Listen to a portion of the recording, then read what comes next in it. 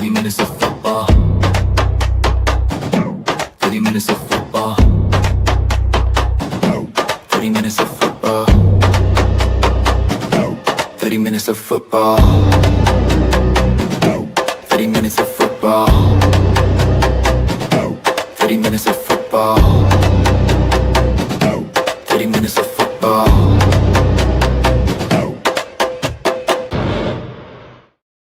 30 minutes of football is what we call our pre-show before Bare Their Souls. It's all part of the same thing, but I thought it would be really cool to bring in a keen football mind, a guy who's got a lot of common sense when it comes to talking football, and talk with him for 30 minutes. He is... That's Mr. Danikin, never known for panicking. He's one of the three kings. Wisdom is what he brings. There he is, Danikin. How are you, my man? Man, I'm doing well. I'm doing well. Glad to be here. Is looking forward to this this episode, you might say. Mm-hmm. Yeah. Well, it's coming off a very disappointing game in Baltimore. Was hoping that the Bears would continue that winning streak, but they did not. So let's get to your very first topic, but because it has a lot to deal with why the Bears lost, and it is penalty problems are pissing people off. What do you say, Danikin? Man, I'm just back-to-back games of the same old nonsense, you might say, man. 10 plus penalties again this game, double-digit penalties, racking up yardage and penalty yards. It's not conducive to winning football games, So we sit here and we look at, you got pre-snap penalties, you got holding calls, you got pass interference, you got all these different things, and a lot of it needs to be cleaned up, and rather quickly too. The biggest thing that I look at when I see this is that it's sloppy play, it's poor play, right? So sloppy play, not paying attention to detail, and those are the things that Ben Johnson came and he was going to be like a stickler for. You know what I mean? So I'm like waiting for it to take place, and it's like, we can't just go week after week saying, hey, we got to clean it up. We got to clean it up. We got to clean it up. It has to be done now. We're halfway through the season, coming up on the midway point of the season, man. And, these types of things can't be happening. I understand why some of it goes on because, it's a new system. You got a lot of new players that's in this system and things like that. But at this point in the season, man, there's no excuse for it anymore. Really isn't. We are heading into week 9. The Bears have played 7 games. It has been a problem in the preseason. It's been a problem in the season. Hopefully it won't be a problem continuing on with the season. So Ben was asked about it, and he said, I'm going to start leaning on the veterans, veteran leadership, and help them police this whole thing, because basically he was saying us coaches, we preach it loud and clear, and we're insisting on it, but it's still not producing any results. The penalties are getting worse. So what do you think about the idea of having the veterans step up and address this issue, and who on this veteran staff roster do you think could do a good job of helping to alleviate this problem? Well, I mean, you're going to have like guys like Joe Tooney's going to have to step up, right? He's going to step up. He's going to have to step up and get, you would kind of like have position groups like that will police it, I would say. So you got like guys like Joe Tooney. He's going to have to step in there and start, hey, what's going on, guys? You know what I mean? We got to get things together. Guys along the defensive line, somebody like Grady Jarrett. I know he wasn't out there last week, of course, but even leadership from the locker room, leadership from the standpoint of being locked in and paying attention to detail on that defensive line. Him, Montez Sweat, those guys they've been around the block, so they know what needs to be done, and they have to lead by example, of course, right? So, you got to have those types of guys that step up and say, hey, let's do it. You know what I mean? Let's do this. DJ Moore, he may not be that type of leader. I don't think, like, he's not really, he just goes about his business type of thing, but you might need somebody like that. Hey, we understand that's not your MO, but it's a role that you got to fulfill now. You got to step into that role because the other wide receivers are so young on this team. So you gotta have those guys step up, and they have to accept that role and kind of do something about it. Yeah. The issue I think might be with those two guys that you mentioned, and a lot of the guys on this roster is they've never, at least in press conferences and what we've seen through the media, never displayed that tendency to speak up and be that vocal team leader. They're more of guys that lead by example, and so. I don't want to veer off too far from your 5 talking points, but I do have to point a little bit of the blame here to Ryan Poles, because when you're constructing a roster, you want to make sure you got vocal guys in that locker room that are going to help police. What do you think about Poles, and has he neglected to find that vocal leader? Yeah. And it can be tough to do, right? It can be tough to find a vocal leader, somebody that's going to step in and kind of assume that role. Guys like Ray Lewis and guys who are vocal leaders, they don't just come around often. You have to, and you don't learn how to do that, right? You just are naturally that type of person, right? Somebody that other teammates gravitate towards. So you have to identify that. If you're Ryan Poles and his staff, Ian Cunningham and all those guys, they have to identify players like that and try to get some guys like that in here. Because if you don't have it, man, you got no accountability, man. And teams have to be held accountable. Players hold each other accountable, right? And coaches do, but they do it in a different way. Players do it in a much different fashion. So, man, it's going to be hard. Yeah, he has. I would say that he has somewhat neglected that situation, that part of it. He's gotten character guys. He's gotten, some guys that are good in their jobs and their roles, but it seems like that's been neglected. That hasn't been something that was, given detailed attention to. The Bears signed a very controversial player that sort of like the Dennis Rodman of the NFL. Oh gosh, I'm drawing a blank on his name. CJ Gardner-Johnson. There you go. And so Dr. Truth says, maybe that's one of the reasons they brought him in, because maybe he's the type of guy, Dennis Allen knows him. Maybe he's the type of guy that in the clubhouse, he's going to help police that. You buying into that?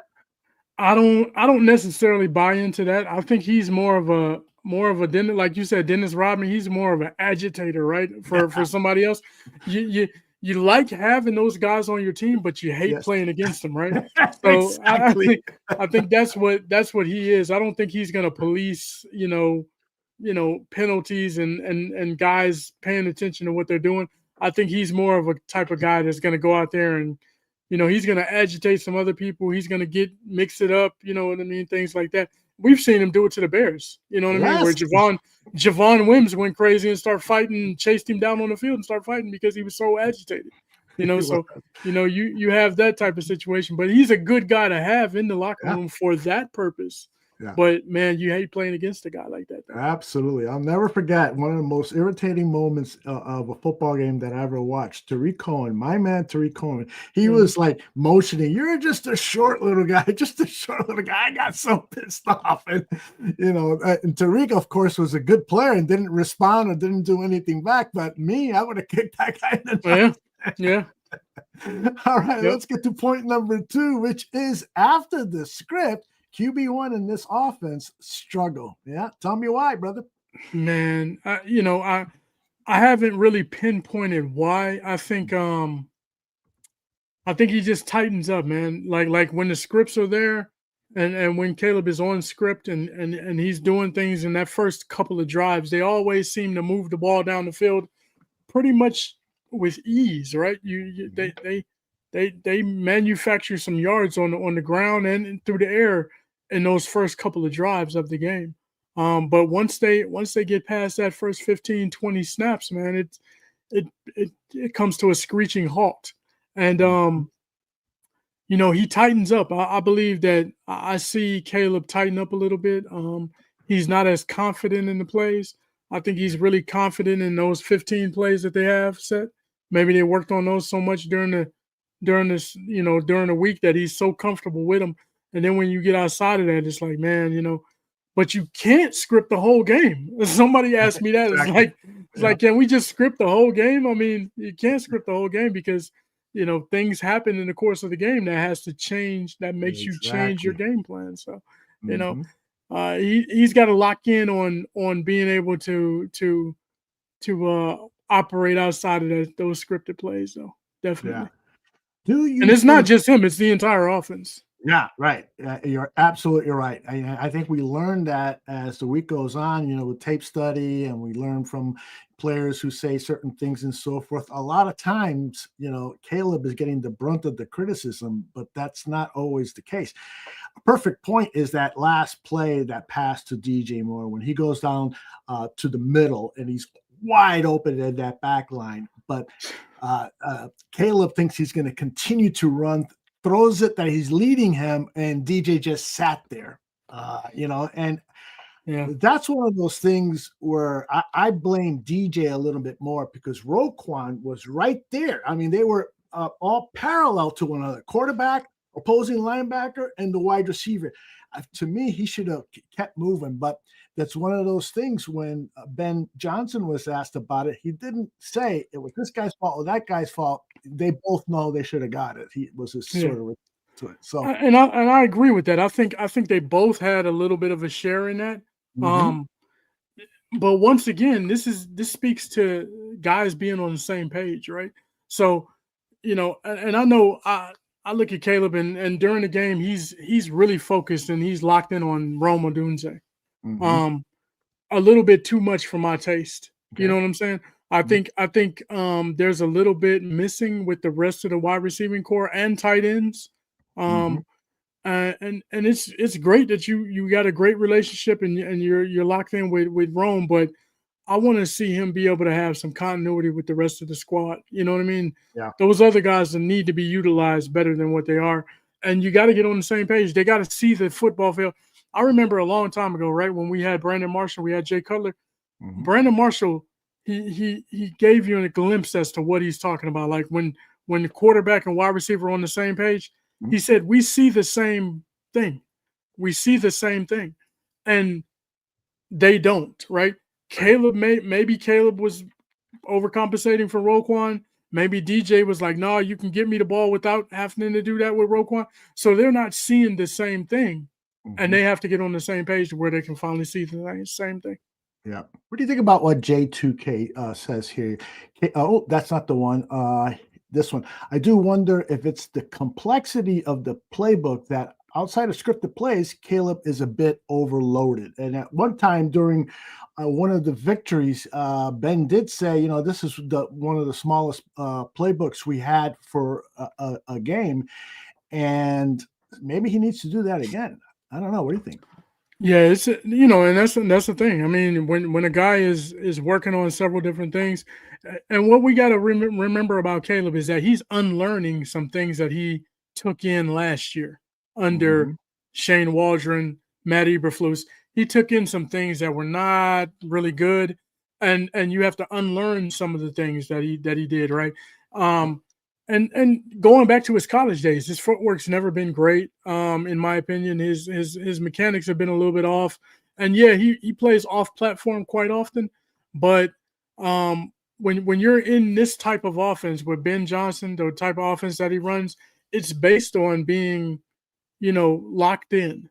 It's based on knowing where guys are going to be, what they're going to do. You got to have that mentality. You got to be able to do that. And right now, Caleb, maybe it's a lot that he's taken in and trying to unlearn as well. And it's a lot. We were talking about this, I think, with Three Kings of the Midway one week, and we talked about Aaron Rodgers and some advice that he had given Justin Fields when Justin Fields was in Chicago. He said, in the offseason, pick out one thing to work on. Work on one thing. Every offseason, work on one thing. You don't go and you work on everything at one time. Yep. Because you'll never master anything. You'll never make the needed improvement. It'll just be a little bit here, a little bit there. And it's too much to work on. It's like, you have to work on a specific thing, like a basketball player. If he's bad free throws, he works on his free throws in the offseason, works on his mid-range, works on a 3-point game, and you build your whole game based on that. And and we're in a situation where maybe Caleb is taking in so much information and trying to unlearn so much that he learned under other guys, that it's become convoluted. It's become too much. Yeah, it's he's a freewheeling, wild stallion type of player, and now Yeah. being asked to play under a more constricted fashion is taking some time to get used to it. And by the way, when you were making your point, Akeem Hicks was a guest on the Barroom Network about 7-8 years ago, and one of the things that he says is every training camp he goes to camp with one new move that he's going to spend the entire camp perfecting. So every year he's adding a little bit something to a repertoire, but he said it was only one. Like some guys will work on 3, 4, 5 things. I go, if I want to perfect it and be great at it, I'm just going to do one. It was very revealing. All right, this kind of leads to the next topic here. Red zone to dead zone. Yeah, Caleb and the red zone, they're just not getting it done. What are your thoughts on that topic? I mean, that's what I call it now. I mean, they're in the dead zone because that's what happens. The offense gets down there, especially in those first 2 drives. They get down there and they die. They kick field goals. We cannot win games kicking field goals every time. You know what I mean? It's good to get points on the board sometimes when you need them, but at the same time, you still have to put touchdowns, hit pay dirt in order to win football games. And they're not doing that. Not at the rate that they should be. Right. Especially in those first 2 drives, man. I mean, they drove down the field pretty much with ease. And then as soon as they got down there, it just stalled completely out. And I'm like, man, what happened? You know what I mean? Like, and it's to the point now where whenever they get to the red zone, I'm like, all right, well, before 3 downs and then we'll kick a field goal. I'm expecting a field goal rather than touchdowns now. Yeah. One of the things that I've been thinking about regarding this point about the red zone is perhaps one of the issues is they don't have that really, very good or great power back, So we were hoping Rashawn Johnson would be it, but unfortunately he's getting hurt much too frequently. And we're all been pretty happy with the play of DeAndre Swift over the last few weeks. But it's clear that when we get into that red zone, that inside the 10, inside the 5, that it's hard for him to make those yards up, particularly with the interior of the line still not playing as good as I know they can. So it would be nice. I don't want to go out there and make a trade for a running back, but it would be nice if we had on the roster a power back. I don't know if Kyle Monangai is that guy. What do you think? Man, I don't know. I mean, I think Kyle Monangai is a good player. He can certainly, put his head down and go into the middle of the pile. But, do you want to lean upon him to do that and do it proficiently all the time as a rookie? You know what I mean? A 7th round rookie pick. I don't know. I don't think Ben Johnson trusts him that much yet either. And that's a big thing with Ben Johnson. Like with rookies, I don't think he trusts rookies all that much. He wants to see it. He wants to know that they're capable. He wants to know that they're locked in and that they're going to do what he needs them to do before he puts them out there. It's not you got to earn your stripes, you might say, in practice and with study habits before he lets you just go out there and start proving it on the football field on the weekend. So, man, I feel like the 3 that we had were good. I think Roschon, if he ever gets healthy, man, which is now it seems like it's not going to happen. He sat out today again with a bad back. So, Exactly. you just hope that somehow, some way we can start manufacturing some runs down there. And not only that, but even the passing game down there stalls out. I mean, you got the weapons to do so. You got to utilize those guys, man. Colston Loveland, Cole Kmet, DJ Moore, Roma Dunze. These are all guys that can make the tough grabs. Like DJ's not afraid to go across the middle. He's not afraid to take a hit, right? Rome, he can do the 50-50 catches. You got a 6'6" guy in Cole Kmet. Throw the ball up to the outside, run a fade route with him, you know what I mean, or whatever. Yep. Loveland, you know what I mean? He can get open. So you have the necessary tools, man. It's just not it ain't coming together like it should. Yeah, I agree. The weapons are there. I think some of the blame has to go to Ben Johnson, and in fact, he himself said in one of the press conferences that he wasn't really happy with some of the play calls that he had, and I have to agree with him. Yeah. And you've got weapons that he's got the brains to design plays in the red zone where he could get a Loveland or a Rome in one-on-one situations, and those guys should be proficient at throwing it up, and those guys should be 80% guys, 90% guys coming down with those jump balls. Yep. All right, let's move on to number 4, and that is health and attrition are causing concerns. Yes, they are. Major concerns, man. I mean, I'm looking at the injury guys missing practice. You got your 4 wide receivers are out. You know what I mean? Out of practice today. The secondary is decimated right now. You got the defensive line who's got injuries on it. Oddly enough, the only real healthy bunch or position group is the offensive line, which I'm surprised at because we played musical chairs with injuries at there. Yeah. So So it's they have to do something and get guys healthy, man. We're in a long season. We've already had the bye week. I don't know how they get healthy now. You know what I mean? Because it's like you could be looking forward to a bye week, maybe week 10 or something like that, and it's like, okay, we can get healthy, we can get guys back. But at this point in time, we've already had the bye week, and it's like we stumbled out of that. You know what I mean? With a ton of injuries. So I don't know what we need to do. Strength and conditioning coach, maybe we blame him. I don't know who we blame. Yeah, it's funny. I tend to read too much into what people say, but the way Ben Johnson said, yeah, it's another soft tissue injury. It almost felt like he was hinting that he's not totally happy with that training staff and what they're doing, because they have so much control over minimizing those soft tissue injuries. But they've been a problem in the past for the Bears and currently. There's no doubt about that. Nutrition, man. Nutrition is also there too. You wonder what, because they eat lunch there at the facilities a lot of times, and there's chef there.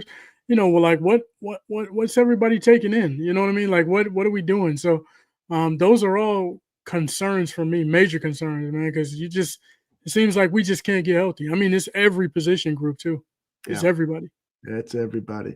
And I'm afraid that when we look back at this season at the end, sometime in February stuff, that's going to be one of the topics we'll be talking about, is that injuries ruined our opportunity to get into playoffs, because I'm suspecting that our play is going to get better, but there's going to be some deficiencies at positions because those position groups have been damaged by injury.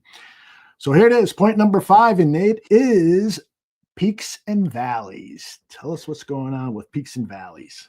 Yeah, and I don't want to bash Caleb Williams, because I don't want to come across like I'm giving up on the kid, because that's the furthest thing that I'm doing, right? I'm locked in. I know he's going to be good. I know he's going to have some success in this league.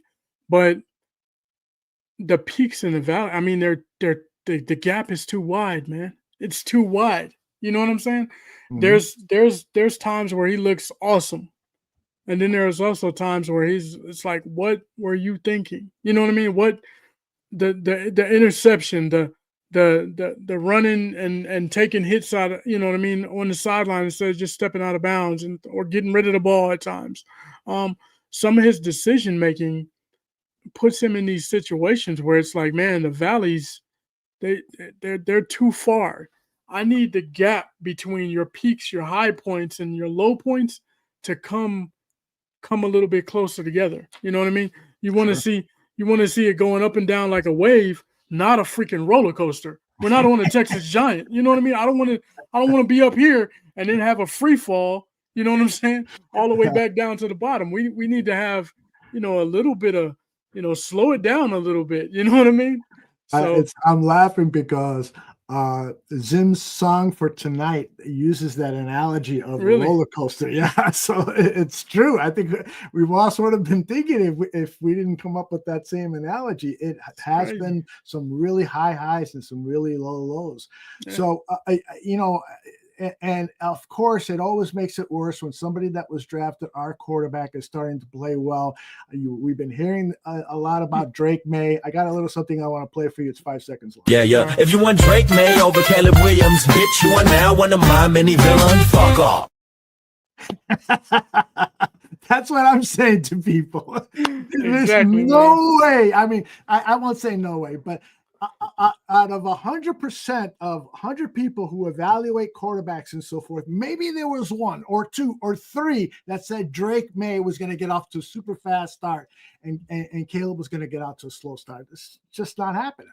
And you got to question those people if they're just doing it for clicks and throwing stuff at the wall and saying, hey, if it turns out to be right, then I look like a genius out here, right?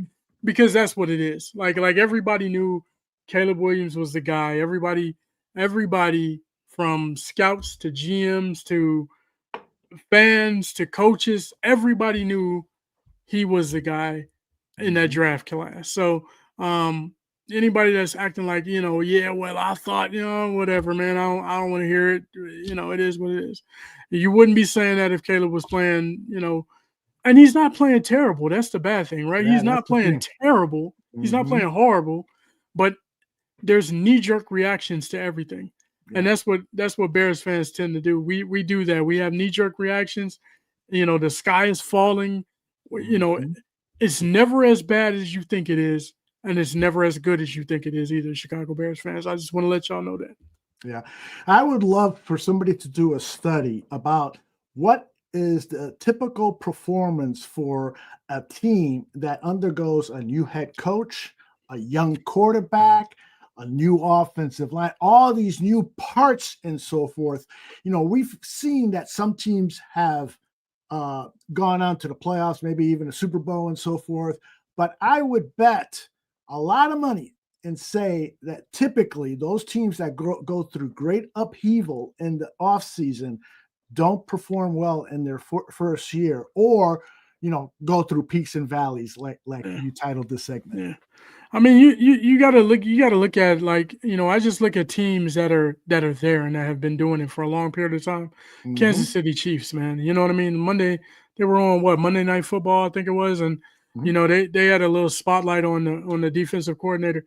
Spagnuolo's been there for 7 years.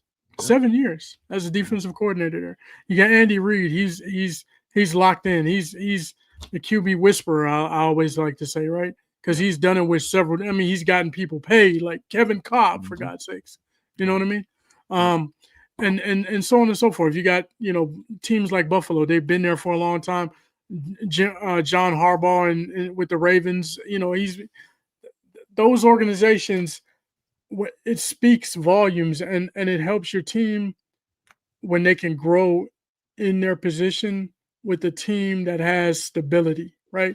So when you have some upheaval, and Caleb and a lot of these guys, rookies, so on and so forth, they've come into a situation, and when you're learning a new program, you got a new coach, all eyes are on you, because you know what? They're evaluating guys for what they're able to pick up and do in their offense or their defense. And so your jobs are on the line. And sometimes that makes you play tighter than what you should be playing. Sometimes that makes you you mess up a little bit, you know what I mean? Because you're trying to be perfect out there. And I'm sure that has happened to some of the players. When I get my opportunity, I got to make sure I got to make it count. You know what I mean? So that's the way the mentality is, or the ball bounces. Yeah, it's it's another thing that's interesting is just the psychology of Bears fans, in that we have, our patience has been worn thin, and so what we're right now, the football gods, or however you want to put it, are asking fans of Chicago Bears to be patient. Players are there, and if you start making a lot of noise, and all of a sudden McCaskey starts making drastic moves because of ticket sales or too much complaint or anything, then maybe we the fans would be ruining a good thing. That's happened before in sports history. It has happened. It has happened. And I've always said that I don't want my GM, I don't want the ownership listening to the fans or the media. Do your job. Have confidence in what you're doing at your job and go out and do it. If you fail, you fail, and we move on. But at the end of the day, I don't want to see our organization making changes based on fans booing, fans upset, fans on Twitter. You know what I mean? Things like that. I just, to me, you got to block that noise out because they don't know. They're not the experts. You are the expert. You're in that job for a reason. So conduct yourself like that. And if you can't do that, then you shouldn't have had the job in the first place. You hear that, Mr. Ma'am? Got to be patient. I don't hear none of that tired stuff. But I'm with Ma'am. You know, there's some days where I don't know, I'm aggravated or whatever, and I'm impatient. I will say things about the Bears that are impatient, and then I'll turn around the next day and I'm saying, "Man, you gotta be patient. Take it easy. Take it easy." I talk on both sides. and I think that's all of us, man. There's frustration in that game, right? When you sit back and you watch a game and it's like, man, what's going on? Like, what are these guys doing? There's some frustration because we've been seeing a lot of the same stuff over and over and over and over. And you don't want to continue to see it. You know, everybody, you got a Bears hat on. I got Bears gear on right now. It's like, man, we put into this and we follow this squad. And it's like, man, you just want to see them do well, finally, for once, Indeed. All right, and it's time to turn the page and begin the Bear Their Souls part of this. And we always start it with a new open. It's not new, but there's a couple of things in there that you didn't see before. Primarily Ben Johnson talking about the pass rush. We are the bearer of Bears News, the Ballroom Network. When you look at you guys' pass rush, what isn't happening? What isn't firing right in that? Yeah, there's. I mean, it's a deep question. The following is rated TV MALSV. It contains strong language, violence, and nudity. It is intended only for mature audiences. Viewer discretion advised. Timmy, go to bed now.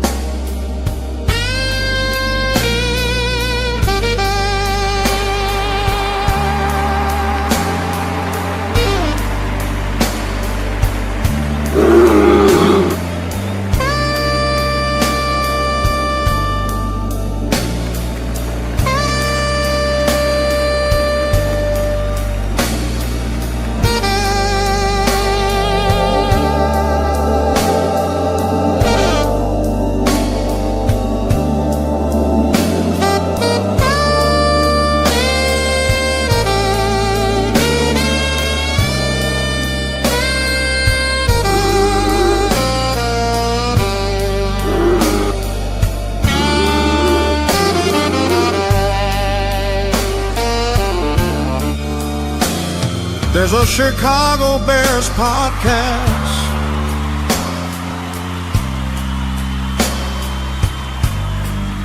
Unlike most others,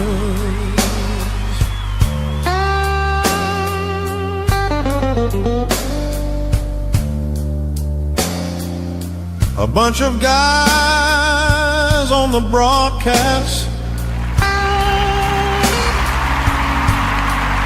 acting much like brothers.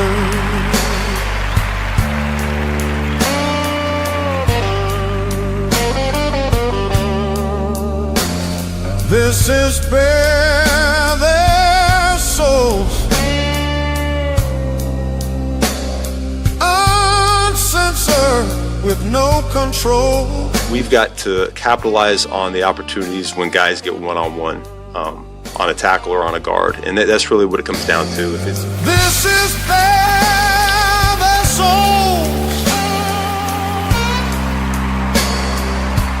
with some likable a-holes.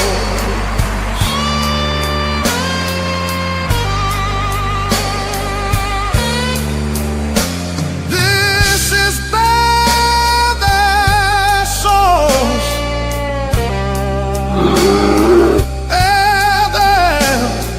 Bear their soul.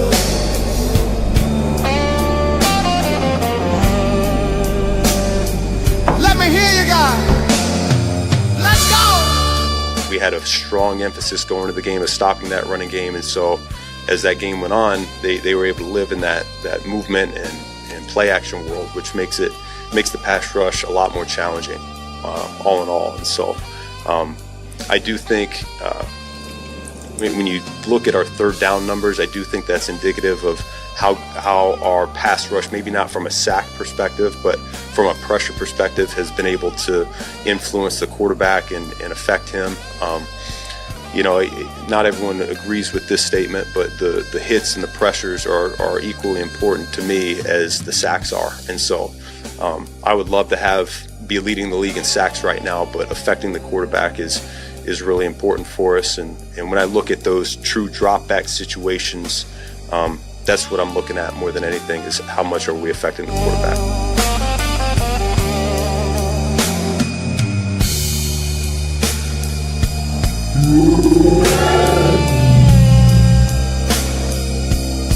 This is better Soulz.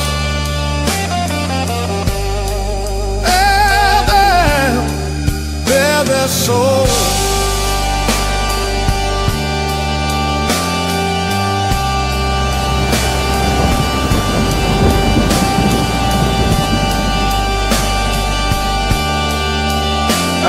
On 3, 1, 2, 3, go!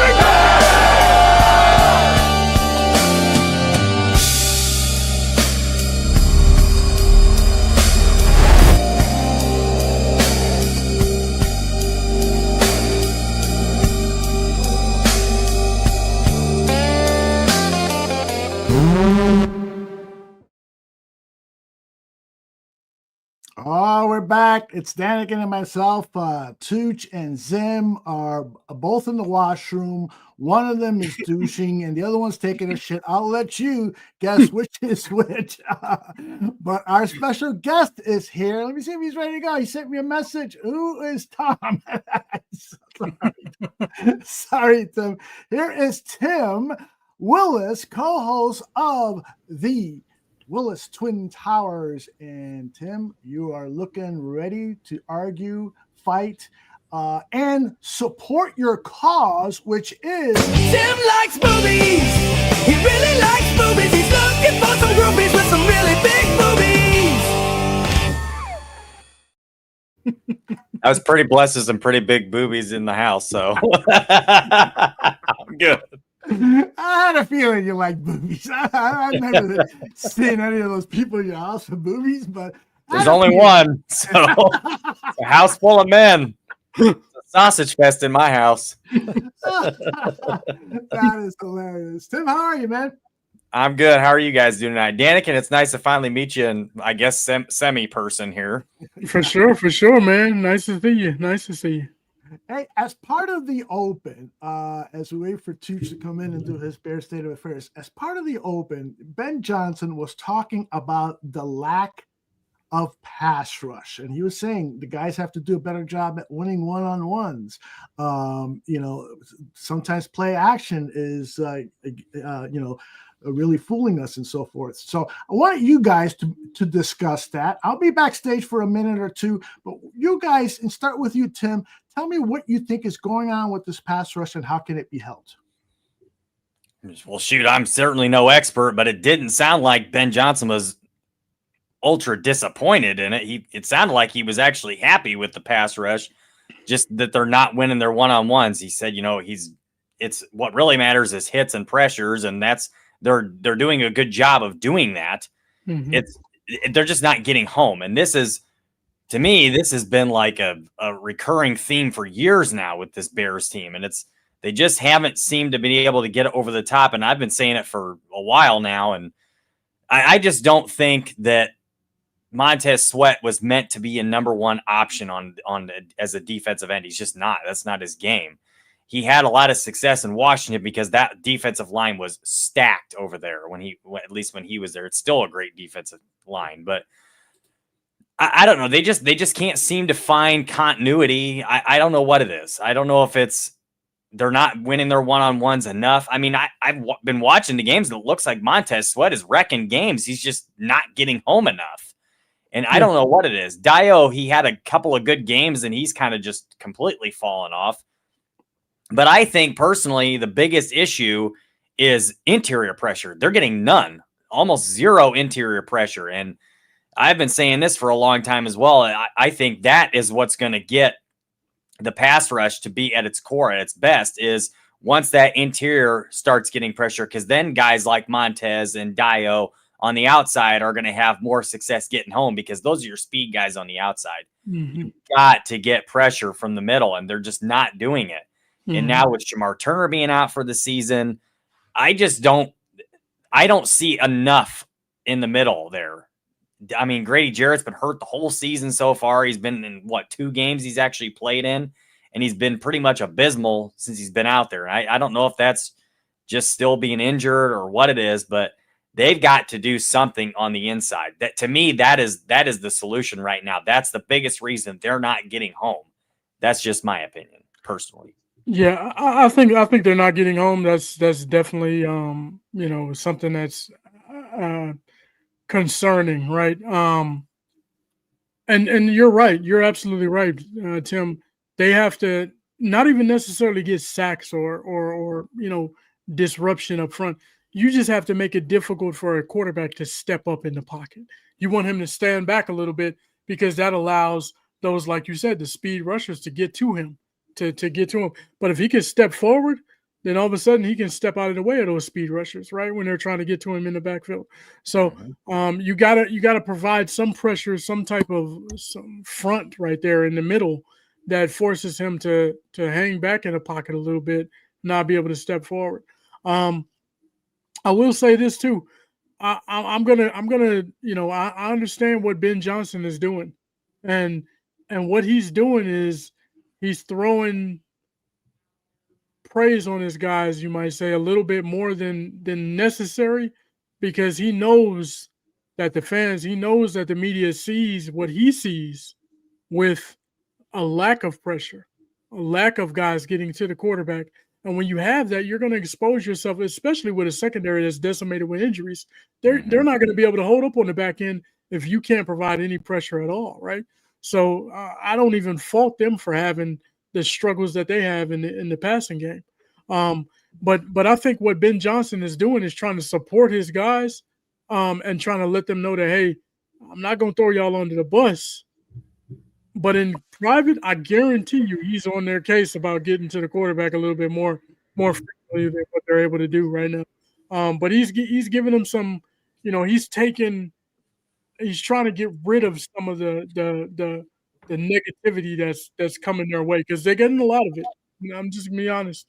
They're getting a lot of it, and it's deserved. It's deserved. Zim Zimmerman has joined us. Zim, you pay the electric bill this month? What's going on? It's kind of dark back there. It's Halloween. I got some purple lighting and some orange lighting to try and bring some ambiance to the group. The kids love Halloween over at your house? Oh yeah, man. We got the whole yard done up. They've had costumes picked out for weeks, and we're all ready for Friday, man. Nothing quite as scary as that Bears game on Sunday, but yeah. Tim, what about you at your house? Your kids trashing anybody's house with toilet paper or anything like that? Not yet. I mean, honestly, I don't know if my kids.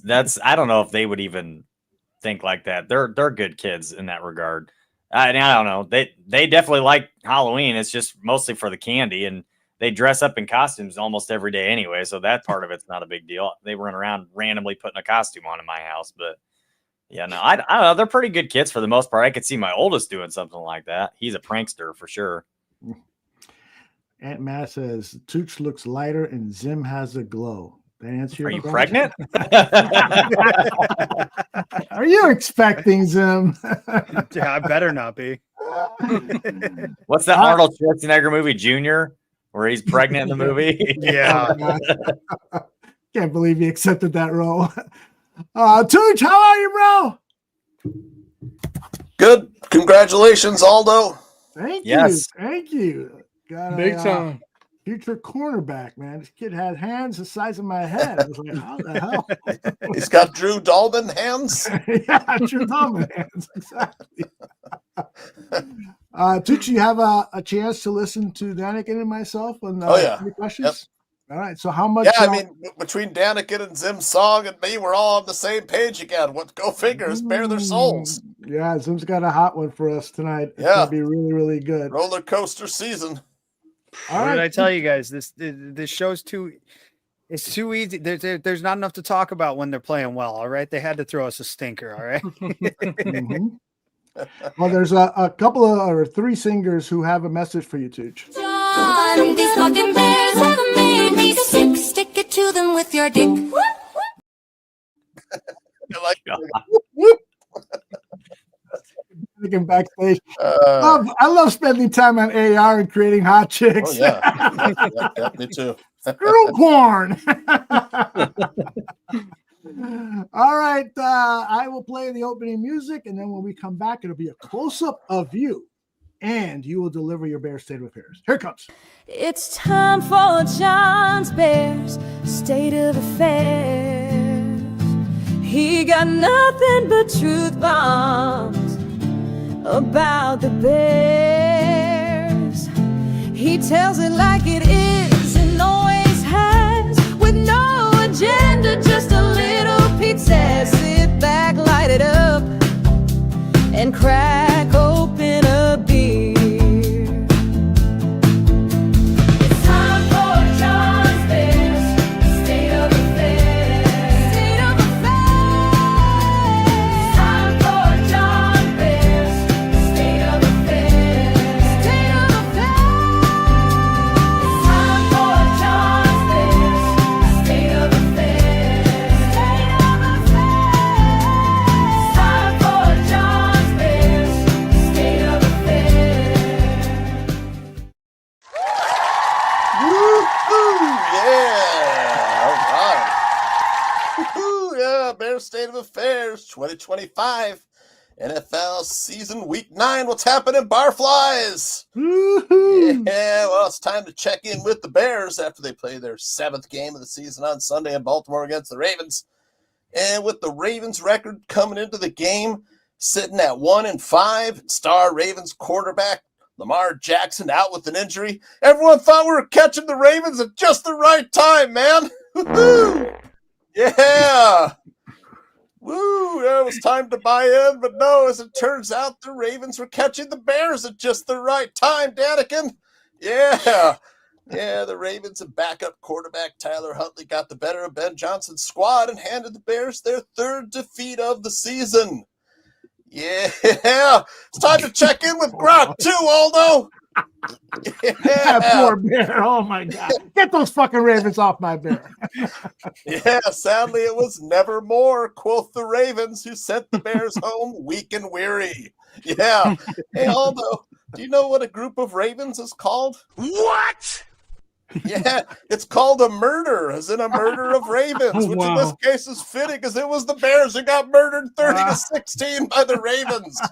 Yeah. I love that. Oh, man. Yeah. And look, Ravens, in spite of their record, they're a good team with a talented roster. They're a perennial playoff contender. It's just a matter of time before they started getting back to playing good football. Mm-hmm. Yeah. In fact, coming into the game on Sunday, the Ravens were still the favorite to win the AFC North at -130 odds. Wow. Yeah. Well, the game started out well for the Bears on offense. They were able to move the ball with ease on their first 2 drives, but stalled in the red zone, settling for 2 Cairo Santos field goals and a 6-0 lead at the end of the first quarter. But with the Ravens defense able to stop the Bears in the red zone, the Bears' failure to finish their drives with touchdowns would end up costing them in the end. The Ravens next scored 10 unanswered points to take a 10-6 lead. The Bears mounted a late drive with time running down in the first half, driving down the field with no timeouts left. The Bears hurried an attempt at a 58-yard field goal. But with time ticking away, Cairo Santos' attempt fell short. In the second half, the Ravens built up a 16-6 lead before a DeAndre Swift 3-yard touchdown run cut the lead to 16-13. The Bears forced a Ravens punt on the next series, but a costly interception by Caleb Williams inside his own 20-yard line led to a Ravens touchdown and a 23-13 score. Another costly mistake. The Bears would make it 23-16 on another Santos field goal, but a late Derrick Henry touchdown put the game out of reach. It's only a game. Why do you have to be mad? Yeah. Not even a batch of Fitz's second-half rally wings could save the win streak for the Bears, Aldo. Oh, man, they look so good right now. Yeah, a lot of the problems that the Bears had overcome during their 4-game winning streak, well, those problems cropped up again. The Bears plus 11 turnover differential during the 4-game win streak likely hid a lot of the Bears' problems and deficiencies. And grizzled Bears fans like the barkeeper and me, well, we knew it was just a matter of time before those problems caught up to us. Yeah. You're turning me on.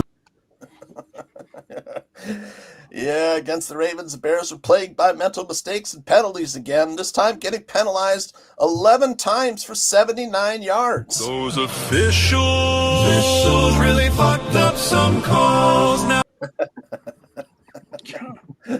Yeah, and all the Bears have been flagged 64 times for 533 yards in the 7 games they've played. Holy shit. That's the second highest per game penalty count in the league.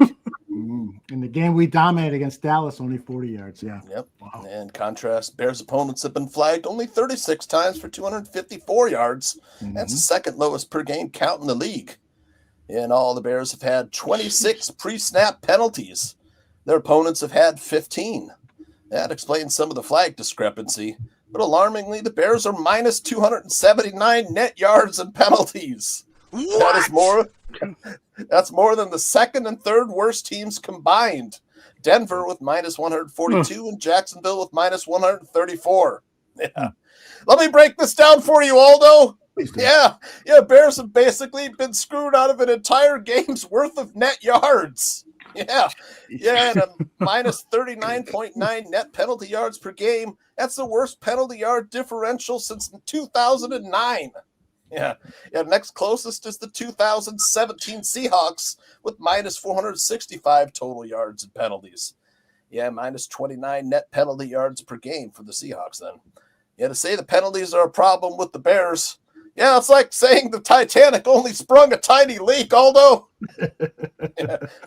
Yeah, after the Bears had penalty issues again Sunday, Coach Ben Johnson all but threw up his arms and put the onus on his players and presumably team leaders in the locker room to solve the Bears' penalty problems. That's quite a challenge for a roster that has had leadership issues dating to last year when the Bears imploded after the Hail Mary loss to the Commanders and lost 10 consecutive games. Gotta bring that up again. Yeah, those leadership issues, they weren't just conjecture. They were directly acknowledged after the season by General Manager Ryan Poles, who said, quote, upgrading leadership would be a consideration in offseason acquisitions. That's a great fucking point, John. Now wrap it up. That's why players like Grady Jarrett and Case Keenum were brought in. And while the Bears have their share of veterans, they're still a young team with a young quarterback and a young head coach. The Bears will have to find out who their alphas are, who their leaders are soon if they want to contend for a playoff spot. And look, the Bears were without their top 5 quarterbacks in this game. Yeah. Bears were down to their 6th, 7th, and 8th string quarterbacks versus the Ravens. Yeah, that's a great point. Thank you for illustrating it. It's no wonder the Bears had trouble covering the talented Ravens receivers. And let's face it, injuries have been a real problem this season. After the game, Ben Johnson was asked about the status of cornerback Kyler Gordon, who just went on injured reserve with groin and calf injuries. His response offered a hint at his frustration with the team's rash of soft tissue injuries, saying, quote, we're hoping it's going to be of the short-term variety, so we should be able to get him back. But it's another soft tissue injury that we're dealing with. Injuries happen. However, soft tissue problems should be reasonably avoidable with the right training regimen. It's possible Ben Johnson may need to shake up his training staff after the season. Bears fans remember in 2004 when Lovie Smith took over as head coach of the Bears, soft tissue injuries were a problem. As Smith replaced the training staff the following season, and noticeable differences became immediately apparent. Don't be surprised if Ben Johnson does the same. Never fear, though. Cornerback help is on the way, Aldo. Yeah. Yeah, today the Bears signed defensive back Chauncey Gardner-Johnson, who's long been known to Bears fans as a total dick. Yeah. Yeah, Bears fans remember him fighting with Bears receivers Javon Wims and Anthony Miller. Yep. Yeah. But you know what? Bears fans wanted Ryan Poles to make a move at cornerback. He may be a dick, but he's our dick. Yeah, Gardner-Johnson, he's appeared in 77 career games with 64 starts over 7 NFL seasons. And in 2022, Gardner-Johnson shared the NFL lead in interceptions with 6, and he helped lead the Philadelphia Eagles to a world championship last season. He's got a lot of experience with teams such as the Saints, where he played for Bears defensive coordinator Dennis Allen. It's a W. And he was on the Lions, too, when Ben Johnson was an assistant in Detroit. Lately this season, he was on the Texans practice squad before mutually parting ways for an opportunity like with the Bears. Now, whether or not he'll be a distraction or a valuable piece in Dennis Allen's defense, well, that remains to be seen. The problems need to be cleaned up. Ben Johnson knows this, said Johnson, quote, "I think it would go a long way if we had maybe just a little more ownership in that locker room to take the bull by the horns. So we do get this cleaned up." Yeah, the Bears need leadership, no question about it. They need an alpha, like locker room alpha like Olin Kreutz. Who are the alphas on this team? That's the biggest question before a date with the Bengals in Cincinnati. Yeah, it's an up and down roller coaster season. Yeah, but the Bulls are 3-0, man. Yeah, Bears state of affairs, brother. You're Miss Tooch in the porno biz, especially the giant loads of jizz.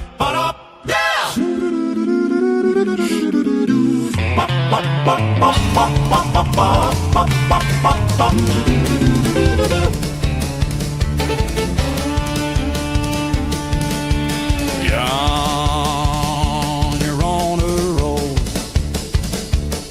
You on a roll, on a roll. Do you think of this stuff when you're on the toilet bowl? When you're on a roll, it gets me thinking and singing. You just know how to let us who is singing.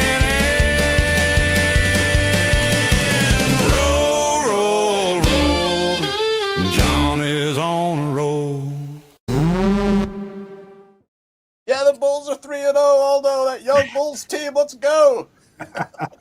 Look at Sim. He's playing video games. What? Pokemon. No. Hey guys, how's it going? John, that was a great Bears state of affairs. You didn't even fucking listen. You really missed a good one. You guys always accuse me. I had to have the gag ready to go tonight. Well done. Well done. I'm looking at that on my control board here. I'm saying, this motherfucker's not even listening. So I play video games. I genuinely, I was just setting up a gag. John, that was great. I honestly, you hit on so many of the points that I had bookmarked for tonight. Like, that is everything I needed to hear, man. That was the penalty thing is like one of the biggest conversations I wanted to have, because like I've been thinking all season it feels so one-sided, and we finally got some numbers that say it is kind of one-sided, but then you break it down even further and say, well, there's indicators that it's not actually that one-sided. The Bears are just really undisciplined. Yeah, we're getting some bad calls, but hey, you know, I mean, a lot of it's shooting ourselves in the foot, like Ben Johnson said. Yeah. Yeah, it doesn't help. You know, I think those things are usually like a snowball coming into becoming an avalanche. You commit a couple of penalties, and then the referees make a bad call or two, and it's hard to stop at a certain point, man. It's really fucked up. You know, the Bears were really on a roll, Aldo, you know, with the 4-game winning streak, you know, and we're riding high. But, you know, the injuries, you know, they really slowed our roll, and you throw in the penalties, and you throw in, we're a young team, we don't have the leaders. I mean, Danikin hit a lot of this stuff in the 5 points. Yep. You know, and the underlying question, I guess it's more of a national question than a local question, but Caleb Williams, is his talent just a big tease? You know, can he put it together? And you know what? It's going to take some time. You know, it's the first year in this system. We got to be patient. I know 4 guys who are not patient. Is QB1 gonna play like the one? Boy, I'd like to see it now. And how?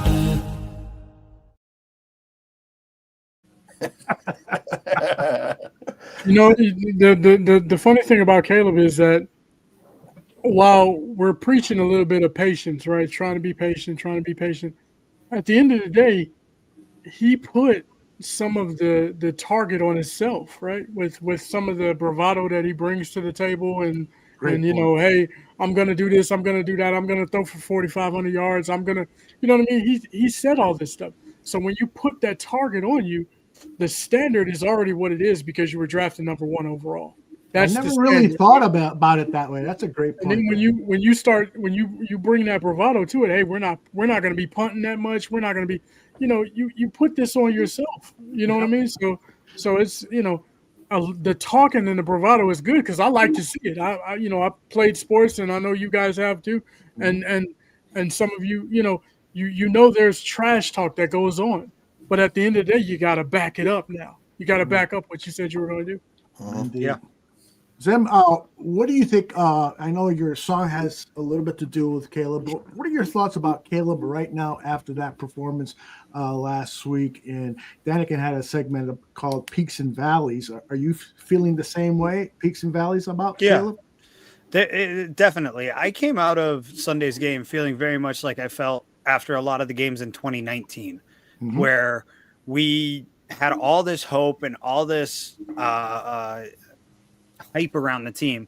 We had all these feelings surrounding it, and then they came out and they lost that first week, and then they had this big swing in a comeback game against Denver, and that was probably the highest point of the whole season, was that week 2 game, because from there it was just up and down and up and down, and it was like, maybe this really isn't it, maybe it is it. Like we kept feeling like we were being given a false bill of sale on the quarterback coach combination, and I don't think we're anywhere near that point yet. But it brought back those kinds of feelings of like, I don't know, like maybe like I think it's completely valid to ask these questions and to want to see more results. But at the same time, we have to take into consideration that the coach seems to be happy with the progress, at least at the quarterback position, that the media, those that are on Caleb's side at the very least, like seem to be comfortable with where he's at, that a lot of the analysts seem to be saying like the same sort of things of like, there is growth here, there are positive things. And at the same time, I think we're completely valid in saying like, I don't want moral victories. I want victories. Like this guy was the number 1 overall pick, consensus. If we went back in time and rewrote all of the history leading up to the draft, he would still be the consensus number 1 overall pick. Like we can think that, we should have had this guy or the other guy, be in Drake May or Jaden Daniels. And next year it'll be Bo Nix. And the year after that, it'll be Michael Penix and so on and so forth. And we'll just keep talking about all these other guys we should have had instead of just like looking at the guy we've got and it'll be his turn next year, right, Zim? Well, sooner or later, I mean, every 6 years, one of these guys is going to have a good year, right? So we just got to hope he makes it through the league 12 years and he'll win hopefully 1 Super Bowl out of it. It doesn't help that Drake May is playing at a high level. And, of course it doesn't help. 5-2. It's so easy to point at that over there and say, but we knew that Drake May was a guy you were going to have to develop, whereas Caleb Williams wasn't supposed to be the guy you were supposed to have to develop. He's got a new offensive coordinator this season too. Yeah, no, I mean, coach. I think it's a completely valid argument. Like, honestly, I think Caleb was supposed to be NFL ready. And while he does look like an NFL caliber quarterback, he looks like he has barely come off of what they expected his floor to be. Yeah. Like, it's frustrating. That's the thing. It's very frustrating because we lived through this, right? We lived through, a lot of people call it the Civil War, where you had Bears fans that was at each other's throats basically daily about, do you draft Caleb Williams? Do you not? Blah, blah, blah, so on and so forth. Some people wanted him, some people didn't, so on and so forth, right? There's a ton of different ways the Bears could have went, right? So when you move in this direction, and there's a lot of people that sold the bill of goods that Caleb Williams was better or did things that he not necessarily did in college, right? And I looked at college of Caleb Williams, and I saw that he didn't utilize his tight ends in college. I saw that he was pretty much a 1 or a 2 read quarterback because let's face it, your talent level in college is skewed, right? So your first and your second option is usually running wide open, right? If you have the time, you will be able to get him the ball, right? So you don't have to progress through your progressions. He didn't have to study film. He didn't have to do all these things. So when people said, oh, his footwork is great, he gets rid of the ball fast. No, he holds on to the ball. He has a quick release, but he holds on to the ball. So when you have people that are watching him and they're pointing all these things out and they're saying this and saying that, a lot of it was, I don't want to say fluff, I don't want to say fake, but a lot of it was embellished. Some of his potential, some of his talent. He has talent. I'm not saying he's devoid of it, but it was embellished and so many people believed it. And now when you say, okay, now be patient because he has to work on this, he has to work on this. Oh, hold up. I thought he was a finished product. That's what a lot of people were saying. I thought he was a finished product. I thought he was going to come in here and set the world on fire. He was going to turn us from 4 or 5 wins to 8, 9, 10 wins easily, right? What's the problem? And that's the issue that we have. Yeah, there's no question. A lot of that has been retconned, as they say, and the perhaps maybe some of the evaluation was lazy or superficial, like Danikin said. You know, and now when you get to the NFL, where it's tighter windows, it's like a lot more complex defenses, you know, and a lot less time to throw the ball. But I'll tell you, that one play that he got whacked on and he threw the ball to DJ Moore, who made a hell of a throw. One-hander, yeah. One hand. That throw was amazing. Falling backwards, the strength of his arm was immediately apparent. You know, it was an amazing throw. That's what I mean. That's the highs. That's the peaks. That's the peak, right? And then you have the low where in the back of the end zone he flinged it sidearmed, and it's like off. You know, you're not on page with DJ Moore on that play. And you know what? If I saw an end zone view of that, and DJ Moore stopped right behind the middle linebacker, so you know, Caleb assumed he would keep going. You know, you don't. That I think that one's on DJ, man. I got to be honest with you because you know you're not going to throw it through the middle linebacker to get it to him. You know, no, and they seem to have one of those a game, at least. How can we not? DJ Moore's a pro receiver, you know, a guy that came here with a lot of hype, you know, as we got a number 1 receiver. But for whatever reason, he played great with Justin Fields. He hasn't clicked as much with Caleb Williams. Well, what you're seeing is the opposite of what we see in Kansas City, right? Like Travis Kelce and Pat Mahomes are backyard football players that are on the same page all the time. Whereas DJ Moore and Caleb Williams are backyard football players that just don't have that chemistry yet. And let's be real, it took Travis Kelce and Pat Mahomes 5 years to build that chemistry.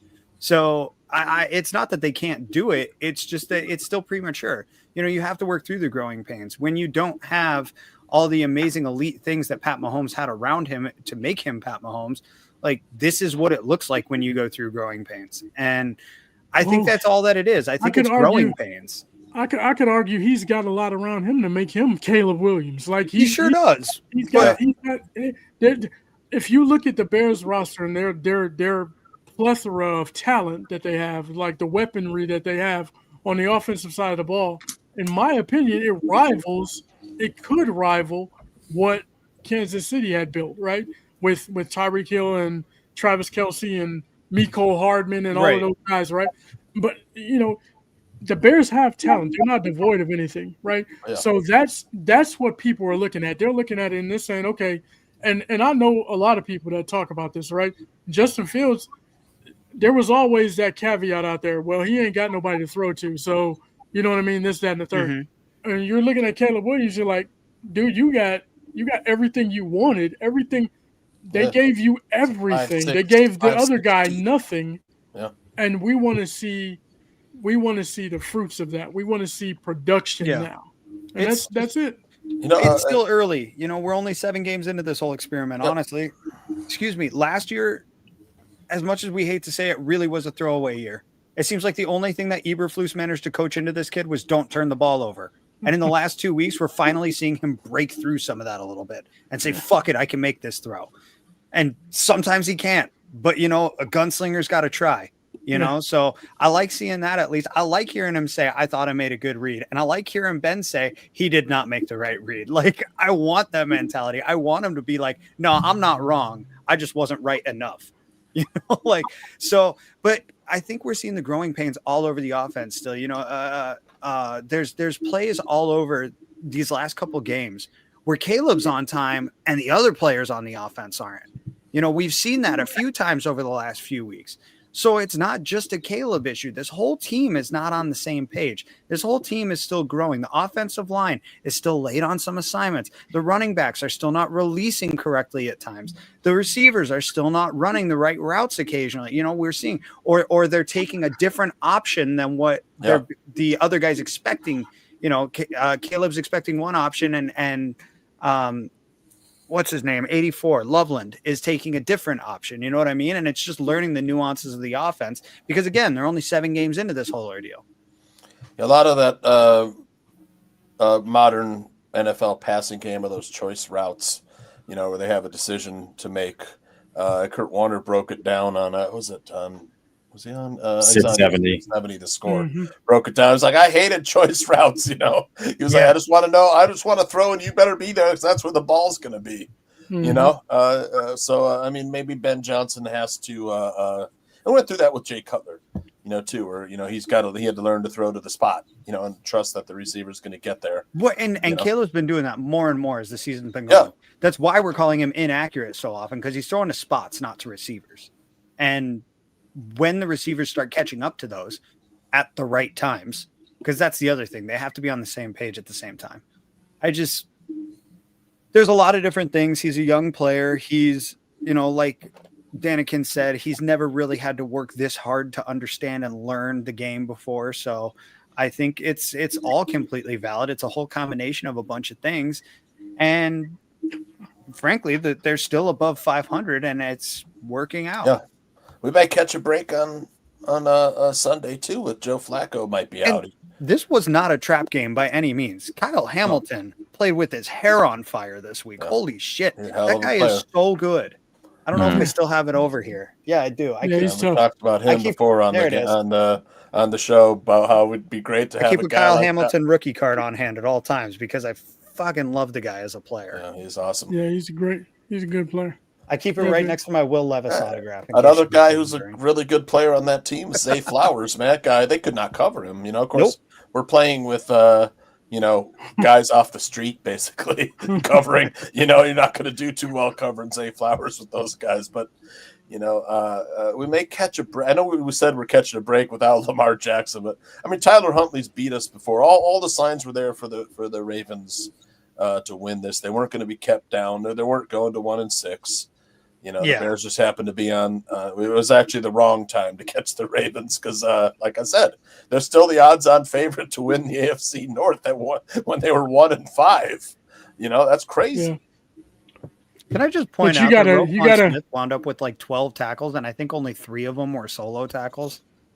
Like it was exactly what I said on the show last week. He's always around the play. He's never making the play. Roquan's. He's always around, like you said, but he, I don't know, man. Roquan is you can have those tackling machines out there and things like that, and that's what he was. I wasn't really that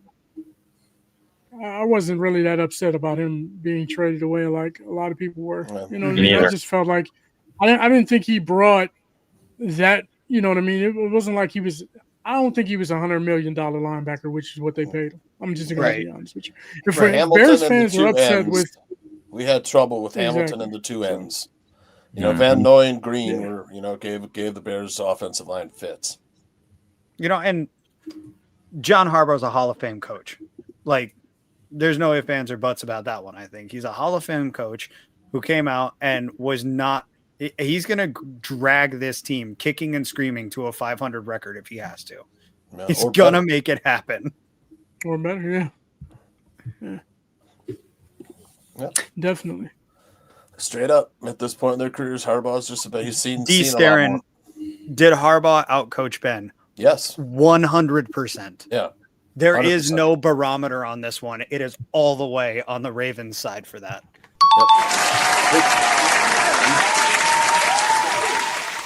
We got away from the run game. We got away from Bears football. I mean, sure, the injuries played a big part of it, and we shot ourselves in the foot with the penalties. But yeah, we needed to run. We had a nice success running the ball. You get away. I mean, sometimes I felt like, I know Zim said he felt like 2019. I kind of felt like the Nagy era as well too, where the guy just loved calling pass plays. Just that's one thing I'm afraid of with Ben Johnson. I want him to be a little bit. I want him to run the ball a little bit more. About halfway through that second quarter, for the into the third, his play calling got super predictable. It was run, screen, pass, run, screen, pass. Yep. Every set of downs. I almost feel like they're trying to simplify everything anymore. Like lately, they've really tried to simplify things, and I've been listening to all of you guys, and I look at this a couple of different ways. Most of the misses that Caleb has had, if you go back and look, it's been on the receivers taking the wrong route, or if it is a choice route, taking the wrong choice route. Caleb seems to mentally have a pretty good grasp on the offense from what I've gathered. I think the thing with him and DJ, I think Zim hit it. I think it's just a chemistry thing. They don't have chemistry between the two of them, whereas he and Rome do have that chemistry. Now, there are plays that Rome needs to make too. Rome is a really, really good wide receiver, and there are times where Caleb makes these superhuman throws to him, and it's in Rome's hands, and he's not coming down with the ball. That play on the boundary there, that deep ball where Caleb is running for his life, takes a shot down the field. It's in Rome's hands, diving for the ball in his breadbasket, not like off of his fingertips. It is in his breadbasket, and he's not coming down with that ball. That has to happen. Yeah, game would look a lot different if he came up with that one. I'll tell you, totally different game. At that point. Completely different game at that point. I look at this, and if you want to cast blame somewhere, I think you got to start. And I'm going a whole can of worms here, but you got to start with college head coaches. Whoever goes, I'm telling you this, if you want to go to the NFL as a quarterback that is behind the 8 ball more than anybody, go play for Lincoln Riley, because that guy does not ask his quarterbacks to do anything a pro-style offense does. It's here's the ball, go be Superman. Here's some easy looks for you, make it happen. That's not good coaching, period. They don't coach players to a pro-style offense anymore in college. They just don't. Everything is out of the gun. Brian Kelly's been doing this for years with this stupid spread offense, and once again, he's being fired. They're not coaching the game of football. That's the Not at problem. all. They're coaching talent and No getting over development. on the players' talent, but they're not developing them. They're not making them smarter football players. They're not helping their IQ. They're not helping them develop any type of understanding of defenses or the game. So there's a lot. You're spot on with that. I agree. College has become so much of a money-making machine too, that these coaches, they get paid absurd amounts of money, right? And they gotta coach the talent. They're not gonna try to get guys to develop and be better men, players, so on and so forth. It's all about just coach the talent. You know what I mean? Throw him out there, let him run around. I got the most talented guy on the football field, and I'm gonna let him display it for a little while. That's Mr. Danikin, never known for panicking. He's one of the 3 kings. Wisdom is what he brings. So I think too, this is the situation obviously matters too. And I always see stuff about Jaden Daniels. Now we're seeing stuff with Drake May. That offense in New England is very quarterback friendly. That offense in Washington has been very quarterback friendly for 2 years. It was a one. And this is something we all talked about. Like it's so quarterback friendly now that let's see if this goes into next year. And Jaden Daniels has taken a big step back this year from where he was last year. He's been injured though. He has, but he also hasn't looked nearly as effective when he is playing. And I think that's because defenses are starting to pick up on that. It's one read, hit your open guy, one read, it's not there, take off and run. Teams figure that stuff out. And Ben Johnson's offense is a very, very complex scheme. And there's a lot of moving pieces. And obviously we know Caleb has had his faults, but the whole team is having issues. We're having pre-snap penalties out the wazoo. Like, this is not there. There's guys off all over the place. And I think that this is part of the growing pain, and this is all expected. Like, that's why I think Ben Johnson would be losing his mind if this was year 2. But because it's year 1, it's, hey, we expected there to be growing pains here. We expected this kind of stuff. This stuff is going to get cleaned up, but that's not going to happen until everybody on this team knows this offense like the back of their hand. And we all know those things take time with any NFL offense, let alone an offense as complex as this one is. There are shifts and movements in every single format. There's this formation has this sub formation, this sub formation, this sub formation. Everything has got sub formations everywhere. There are so many different things they do from the same things, and so many of the same things that they make look different that it's just a lot for anybody. But see, here's a problem though. I want to push back a little bit, because you ain't got time like that, bro. You know what I'm saying? Like at the end of the day, you got a rookie quarterback. He's under a rookie contract, and a lot of teams nowadays, they expect to start winning games and making progress at this point in time. Yeah. You don't have 4 years, 5 years, because then guys are going to want to get money.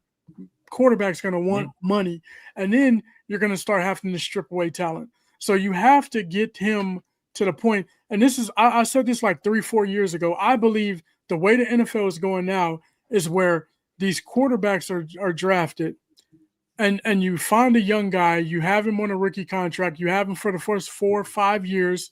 He does his thing. That's how you teach him how to play, and you surround him with a ton of talent to make life easy for him. And then as he learns, then you start pulling talent away, like what they did with Kansas City, like they did with Buffalo. They're pulling talent away. They're paying guys less money because the quarterback is so expensive now. But he's now proficient enough to make everybody around him better. Caleb ain't at that point. So at this point in time, you have to win these games, and he has to develop. That's why I'm saying you don't have time. There's no 4 or 5 years where we could just sit back and be like, let's be patient. Let's be patient. Yeah, we can be somewhat patient, right? We're 4-3. I'm preaching patience right now. But let us lose 2 more games, and we're sitting here looking at, you know what I mean? Right. 5 and you know what I mean? We got. They're going to have to build that stadium in Arlington, because we're going to burn Soldier Field to the ground. Yeah. Exactly. So there's a little bit of patience that you need, but at the same time, this is the time to start winning games, because you're not going to have this amount of talent around him 5 years from now.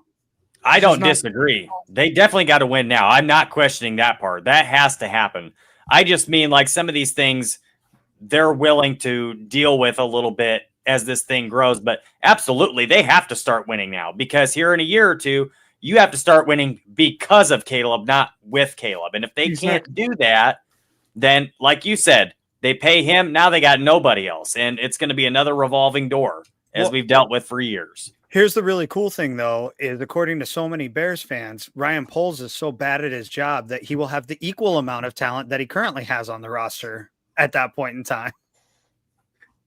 Don't say that. Tim likes movies. He really likes movies. He's looking for some groupies with some really big movies. I don't have a unibrow there.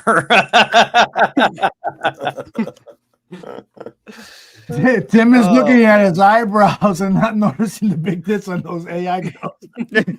Where's Aldo? The boy. Yeah, I didn't notice the unibrow at all. Maybe Tim was in that video. I'm overanalyzing. Quick, what color were their hair? Red, blonde, black. Yeah, I got a topic for you guys while we're waiting for Fitz to arrive, and that is inspired by this. Screw you, Joe Flacco. You old son of a bitch. Screw you, Joe Flacco.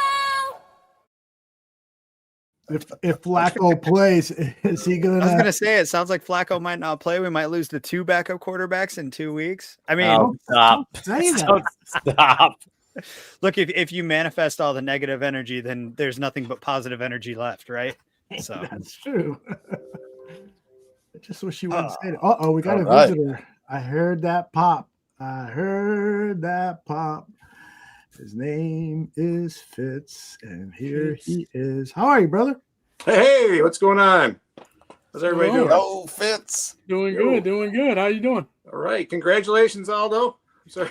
Thank you very much. I started eating before your food review because I can't just go away. Appetizers. Got an appetizer. Okay. Exactly. Thank you very much, Fitz. How are you today? You go for these great morning walks, and then you put the pictures on social media. That's outstanding, dude. Yeah, I love it. Just the weather's been great. That cool, crisp air. It's just the leaves blowing around. Life is about balance. I can't eat all that food without getting some exercise. So. Look at this guy. He's kind of the barroom Zen master, Eat all you want, just go for a walk in the morning and root go Bears. That's right. I love it. Well, I want to talk food because, maybe we could talk a little bit of food while I still have food in my mouth. Let's play your intro.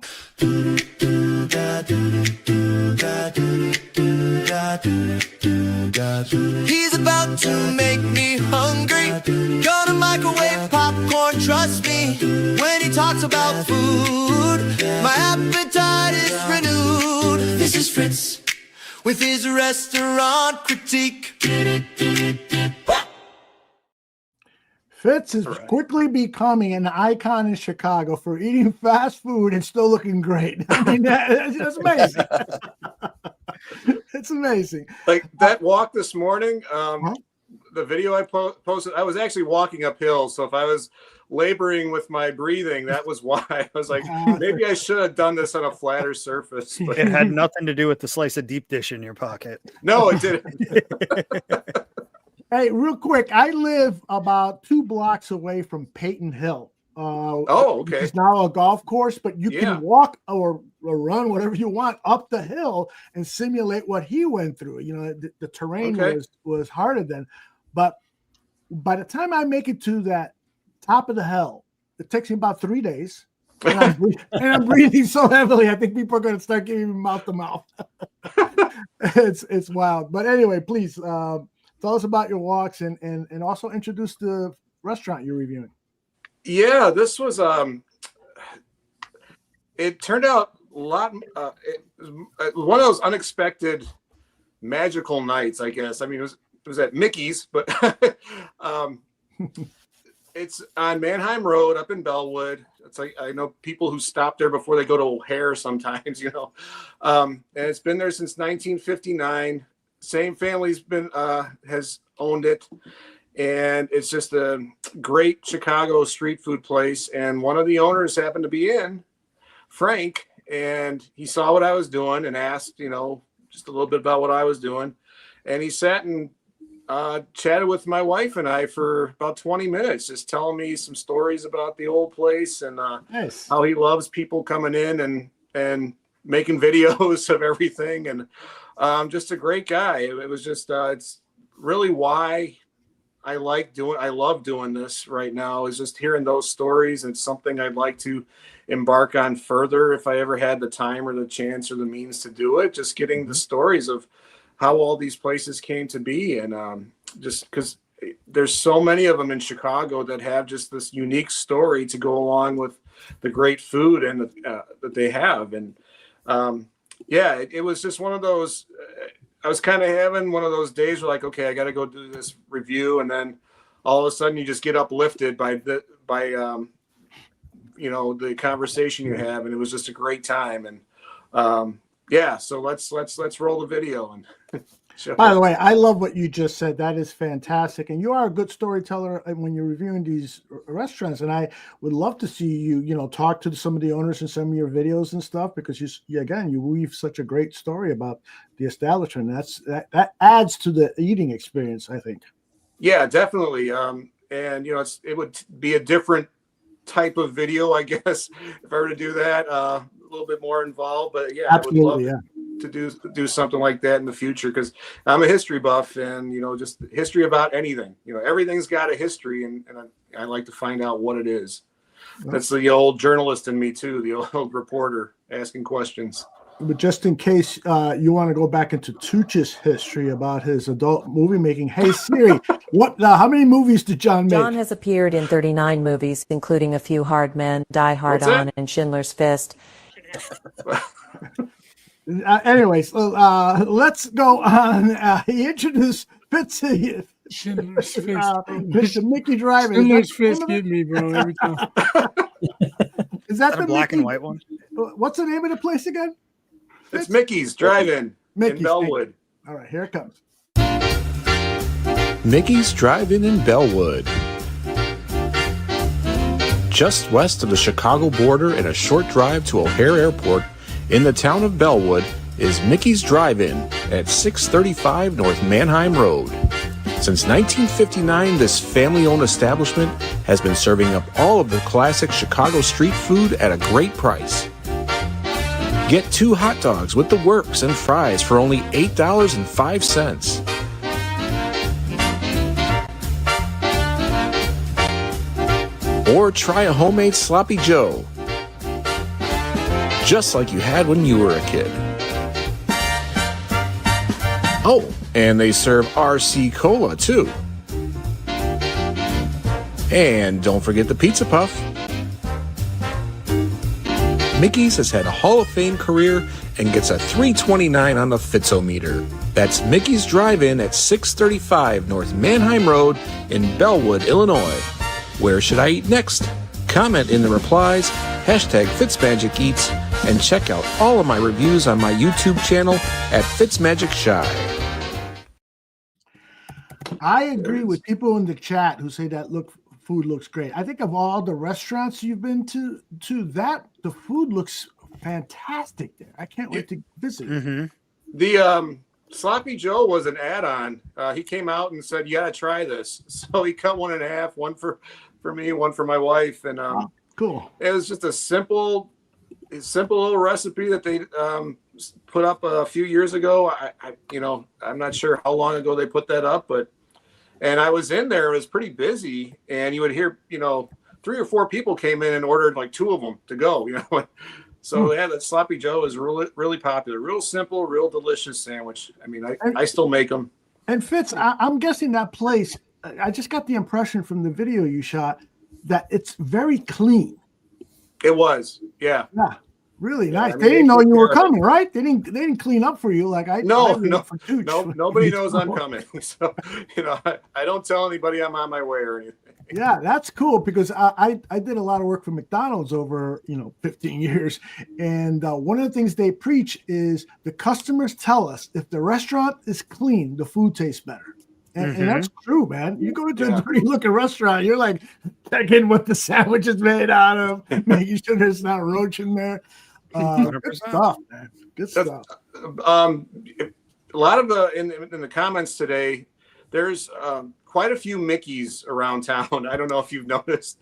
There are. It's not this one. They're all separate for the most part. But if you put in search bar in Google Mickey's Chicago, you'll get a couple dozen of them, and they're just everywhere. And it's kind of like New York has like Ray's famous pizza. Like everybody talks about what's the original Ray's. Mickey's is kind of like that for Chicago. I think I've got 2 of them. Within a couple miles of my house. One's in Palos Hills and one's over in Worth, and they have nothing to do with one another. So you know that. Yeah. Well, that makes sense. I mean, when I was growing up, there was a place that was trying to be like a rip-off of McDonald's, and they called themselves like McDucks. McDucks, yes. I did a review on theirs because that's the first place I ever had a pizza puff was at McDucks. Yeah, me too. Great place. Yeah, North Avenue, near Pulaski around there. They had a McDucks. I used to go there a lot around 2 a.m. in the morning. Oh, okay. You know what I'm talking about. Yeah. Anyway, I think it's time to go back and talk some football because there's a lot to talk about. So I'll go backstage and you guys talk football, have some fun. All right, guys? Hey, one question before we get to the football. Did you do that video today? No, I went there Monday night and worked on it Tuesday. So I got you, because you got the same sweatshirt on. I was like, Yeah. man, this dude went running. He went in for a walk. Then he went and ate all this Yeah, put food. this in the wash. And he showed up today for the show. I would have been asleep if it was me. Do you do that on purpose, Fitz? I feel like you did that last week as well. You just happen to wear the same thing in the video and on the show. I wish I could say yes, but I don't think that much about it. Like, okay, I got to put the Bears one on. Like, so. Fitz, Sloppy feed me more Joes. football. Sloppy Fitz, Joes feed are a me more big thing football. here. Yeah. In Iowa. Are they? Yeah, we have a Made Right is the name of a chain. But Okay. they call it a loose meat sandwich. Why? I don't know. It's like roast beef. Yeah. Because it's Iowa and they just want to upset you, man. It's It's got like a great calling name already. Why change it? I know. It's like calling a sandwich a runza, right? Sandwich. Yeah. Yeah. Well, Fitz, how about your thoughts on the Bears Ravens, the inevitable loss to the Ravens? Well, I said at the beginning of the season they'd be 4-3 right now, but you know how that is. You see games along the way where they should have won, and that was definitely one of them.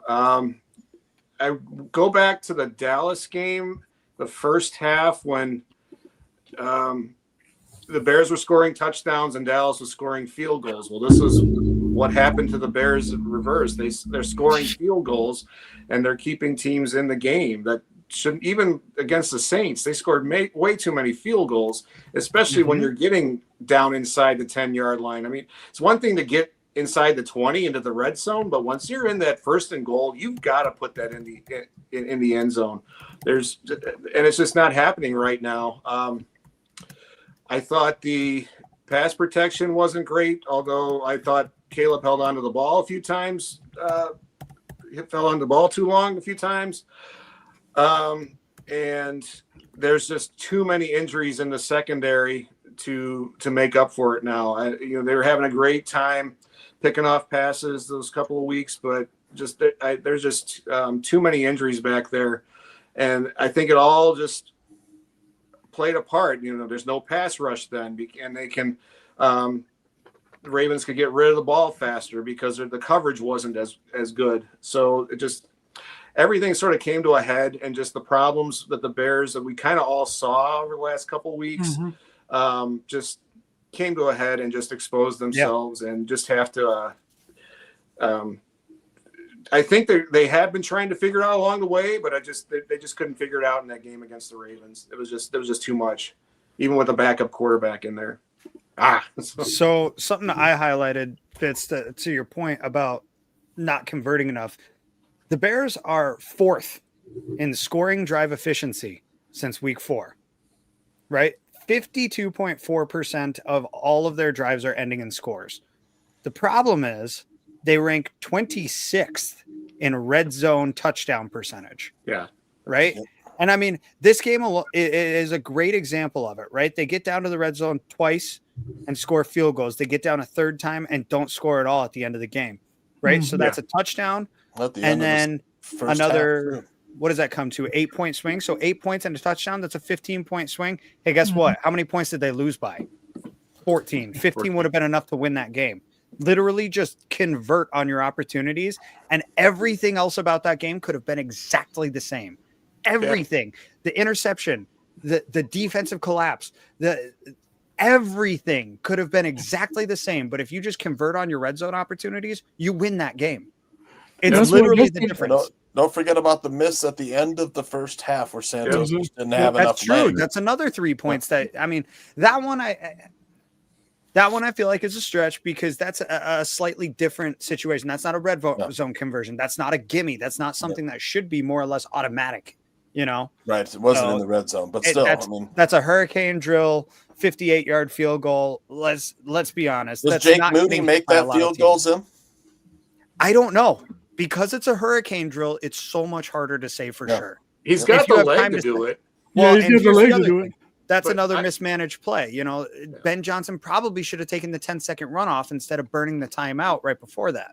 So, you know, it's game management. It's coulda, woulda, shoulda at that point. You know, you can make arguments both ways, honestly.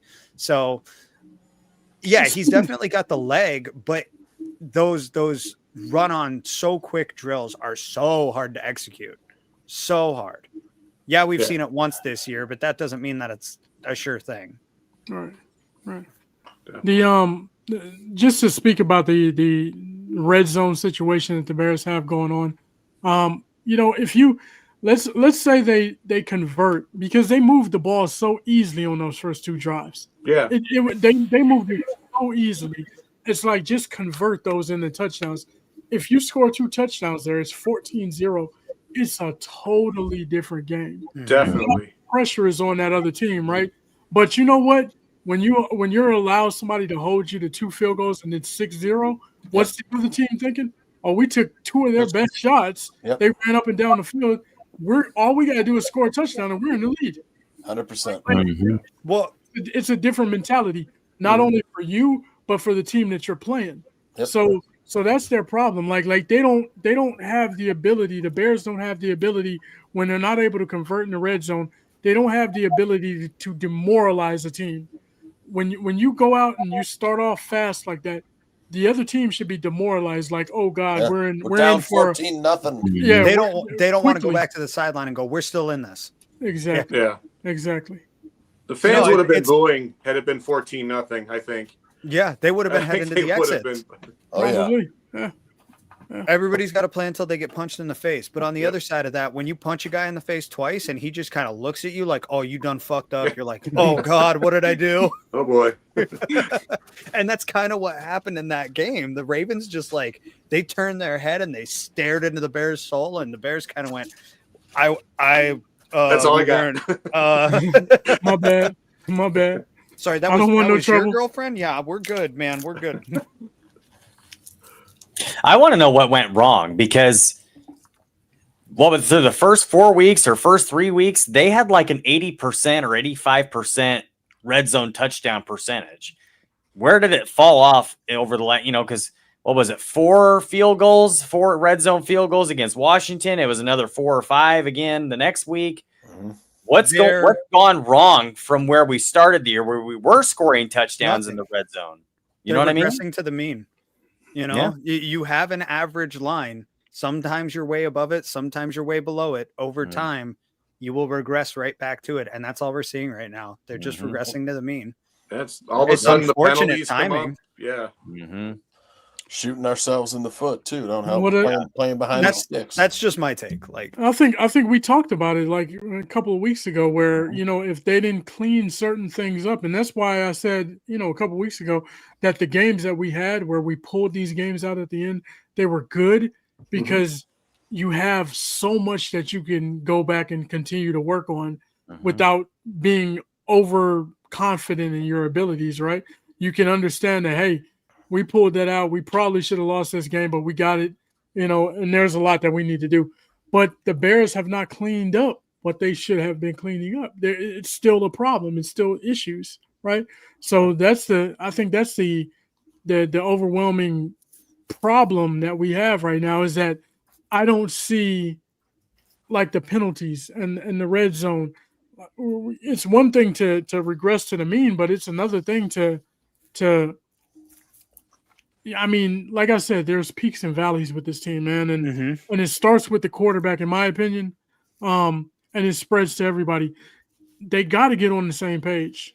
You know what I mean? And he can have that confidence or that continuity with Rome Odunze, but you got to, at some point, I don't care what you got to do, man. You as the quarterback, as the leader, you got to say, hey, man, we got to lock in. You know what I mean? Do whatever you need to do to get on page with not only DJ Moore, but the tight ends, man. He does not utilize the tight ends at all. Not the way that he should. The tight end should be your best friend. You know what I mean? Yeah. Especially as a young quarterback.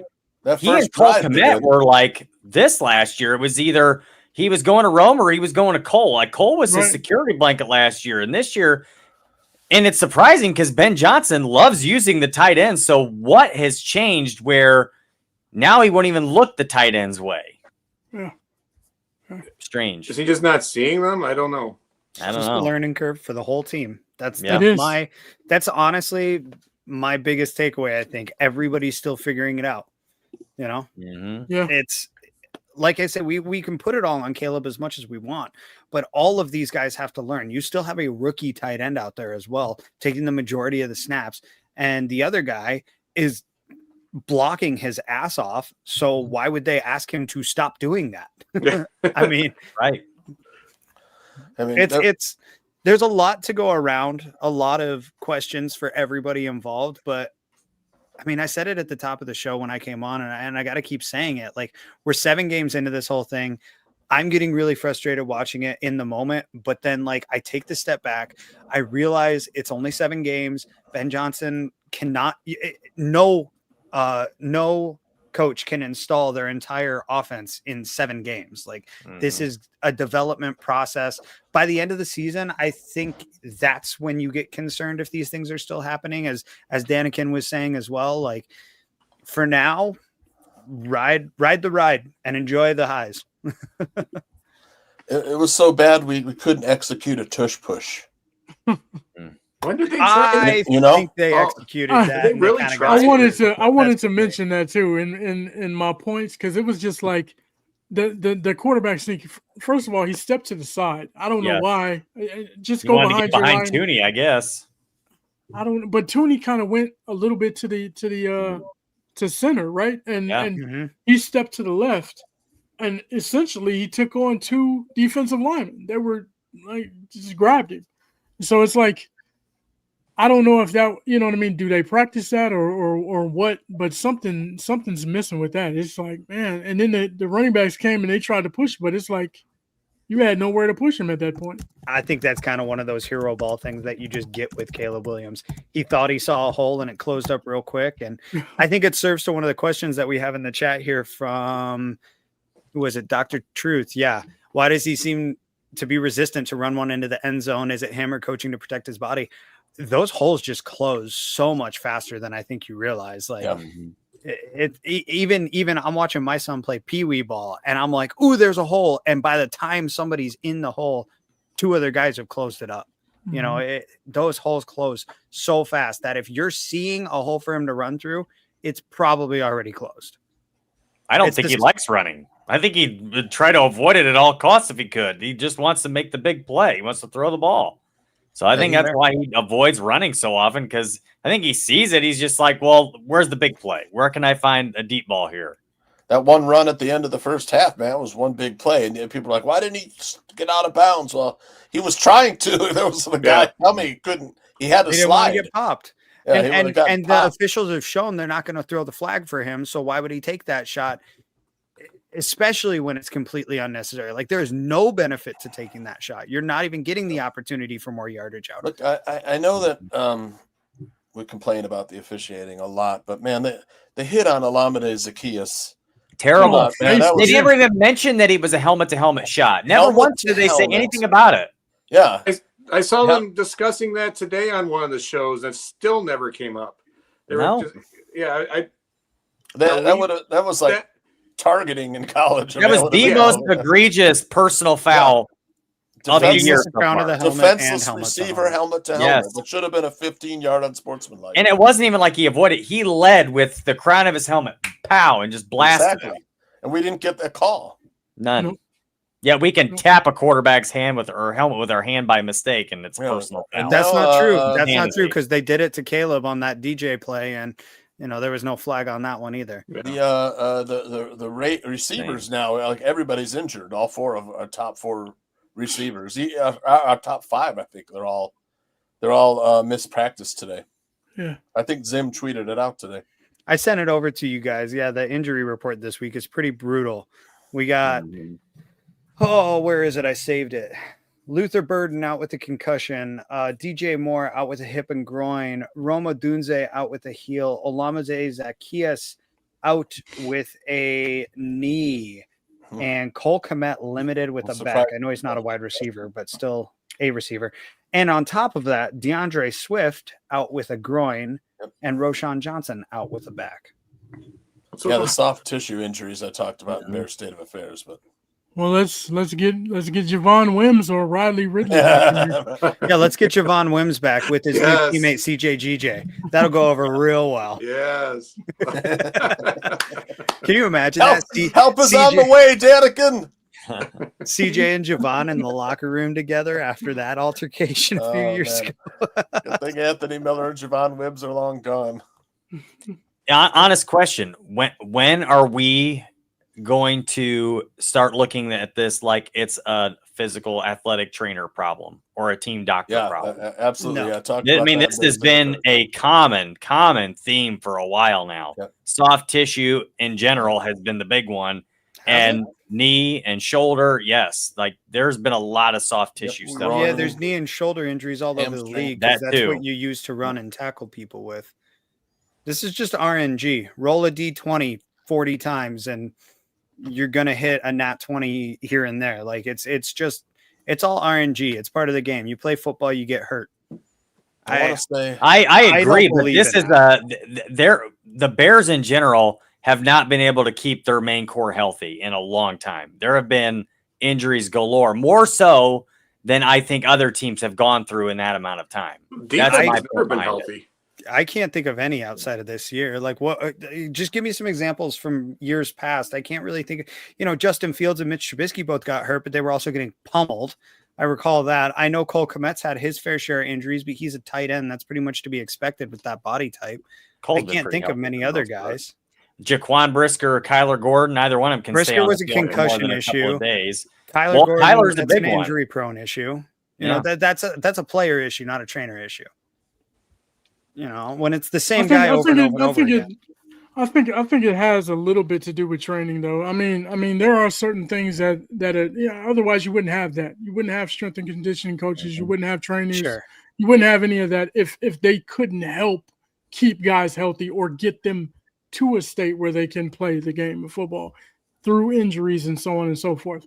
But they're just not able to do that for some reason. I don't know why. But it is concerning though, because like I said, I mentioned this in at the beginning in the 5 points as well. It's concerning because we've already had the bye week, so it's not like we can look forward to the bye week to get healthy, right?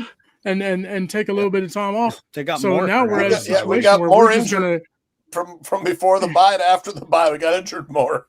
I'm so fucking scared right now. You shut up.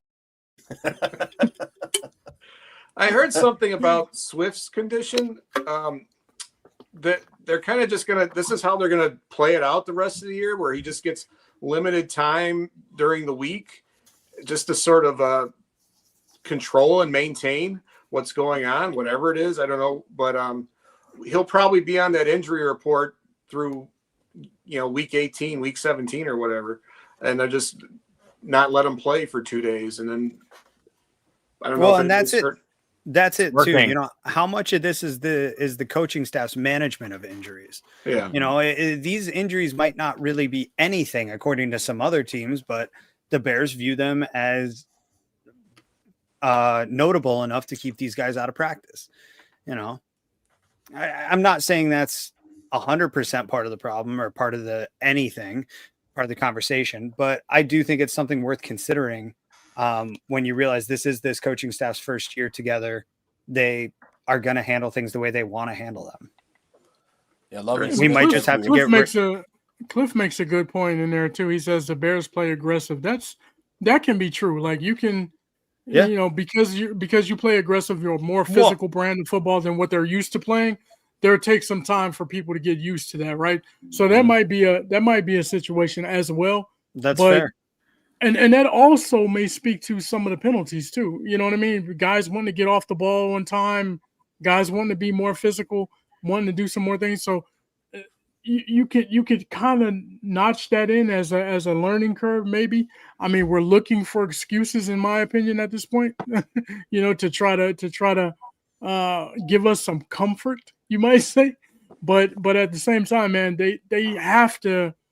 You got to get better. Your best ability is your availability. And if you're not available to the football team, what good are you on there? You know what I mean? And to me, the part that tells me that this is probably preventative maintenance, probably not really an issue is look at all the guys on the list. Almost all of them are skill position players or guys that we like actively saw get injured, right? Like none of your offensive linemen are on there. You know, every single one of them is dealing with something by this point in the season. Your quarterback's not on there. You know, he's dealing with something at this point in the season. You know, your linebackers aren't on there. You know, TJ Edwards just came back. So there's that at least. But like when you look at the guys who are on here, they're probably just doing preventative maintenance, I would think. I don't care what you do at practice. Whoa, hold up. This down here is well, he's only on pace to throw for 3,900. He's on pace for 3,950, dude. 3,970 actually, if I remember. He's like 20. Yeah. You should be good. He's got him. 50 burger in a game this season, all right? That's the deal. I don't care if they leave, if nobody practices in a week, if they just do a bunch of walkthroughs, I could care less as long as we have these guys available for games. That's the thing that concerns me the most is all the games that are being missed right now. I mean, it's not just guys here and there. Our entire secondary is completely depleted right now. Totally depleted. Yeah. That's... it went from being the biggest strength on the team to being the biggest weakness right now. Yep. That happens, man. That's football. They're starting. I would love to be mad about it. I think the biggest weakness is that pass rush, man, because the pass rush affects everything else. Yeah. And because you have those injuries in the secondary, you need your pad rush. They need to get it together. Because like we said, this stuff that the problems that the Bears have gotten away with have come home. Those issues have come home to roost. Yep. And they're exposed. And what's going to happen is teams are going to look at the film, they're going to see it, and they're going to further expose. And that's how you end up losing 10 games in a row like they did last year. No. I know. Yeah, we lost Shamar Turner and Tano Passignon, who played a few games for us. He went to the Colts practice squad, I think. I'm sure we could sign him to the active roster if we wanted to. But the Bears made a move getting a former Packers defensive end, Jonathan Garvin, recently. He's on the practice squad. They brought Austin Booker up to the active roster.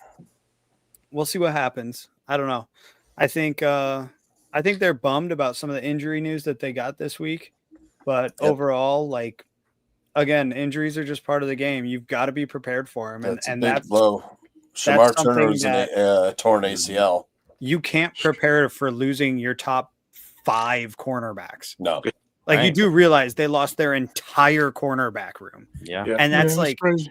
I mean, we've seen it happen before to other teams. It's just our turn, That's all it is.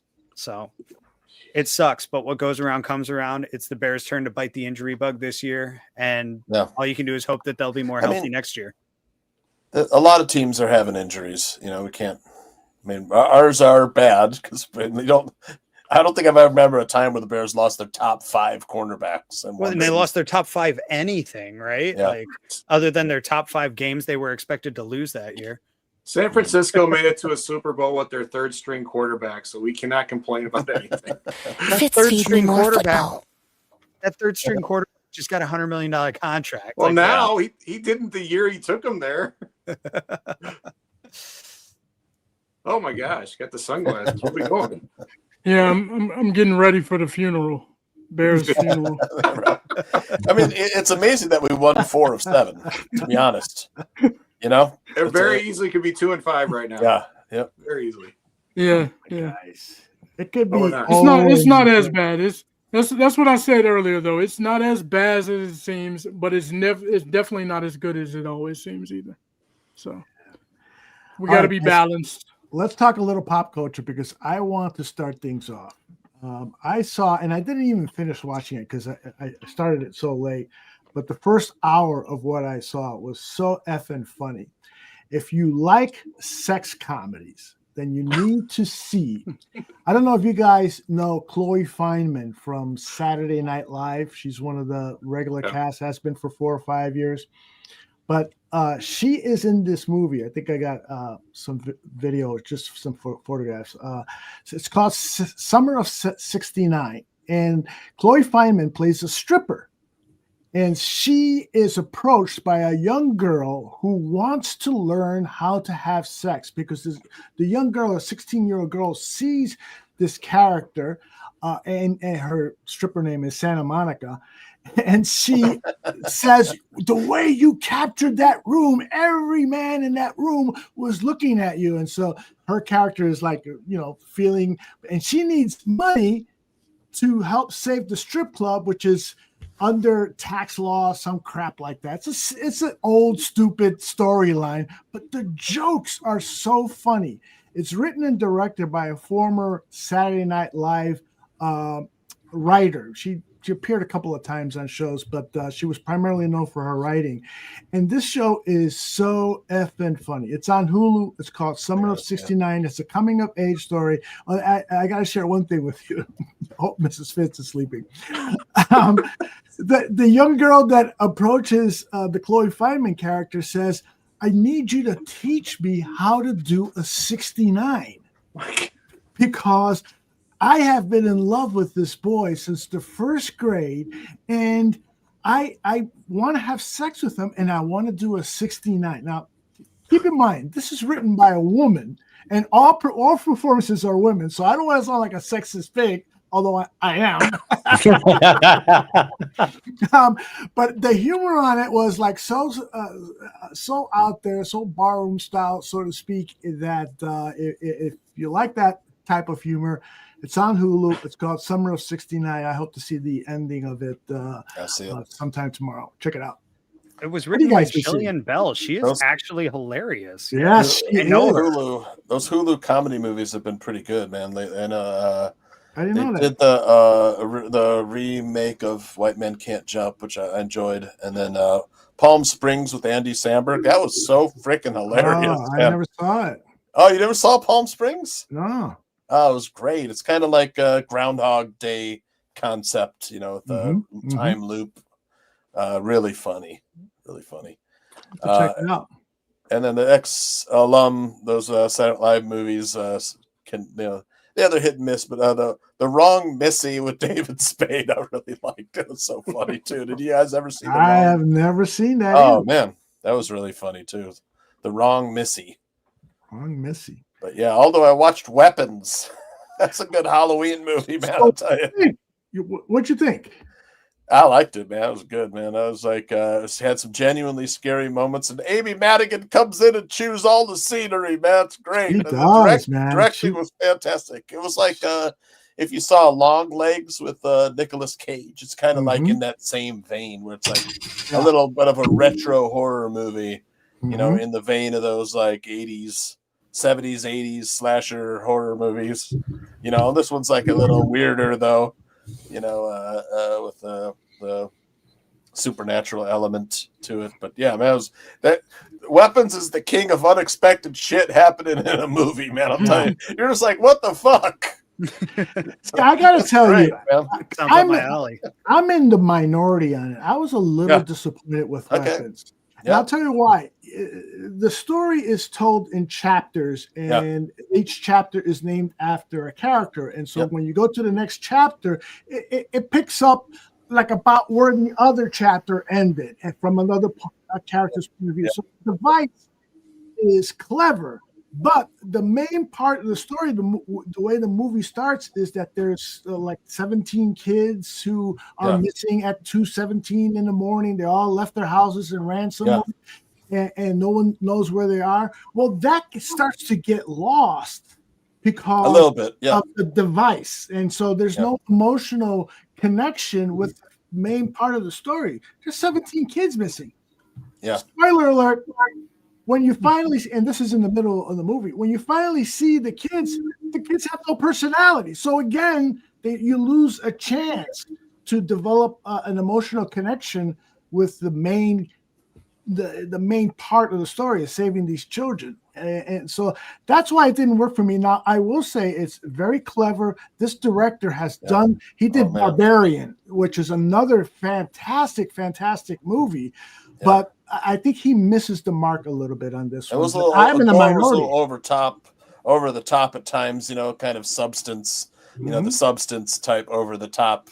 It got a little over the top. I still enjoy him. I thought the camera work and the scene, the mise en scène was fantastic. Yes. The lingering language camera following the tracking shots. Some of his framing was brilliant.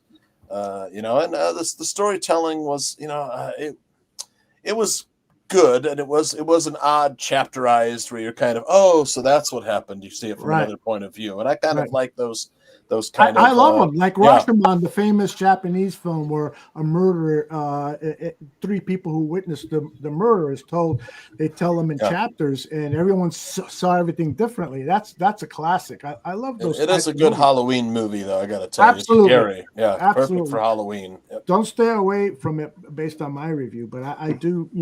I just thought they missed an opportunity to have a little bit more emotional connection. I think Amy Madigan's from Chicago too. Yeah.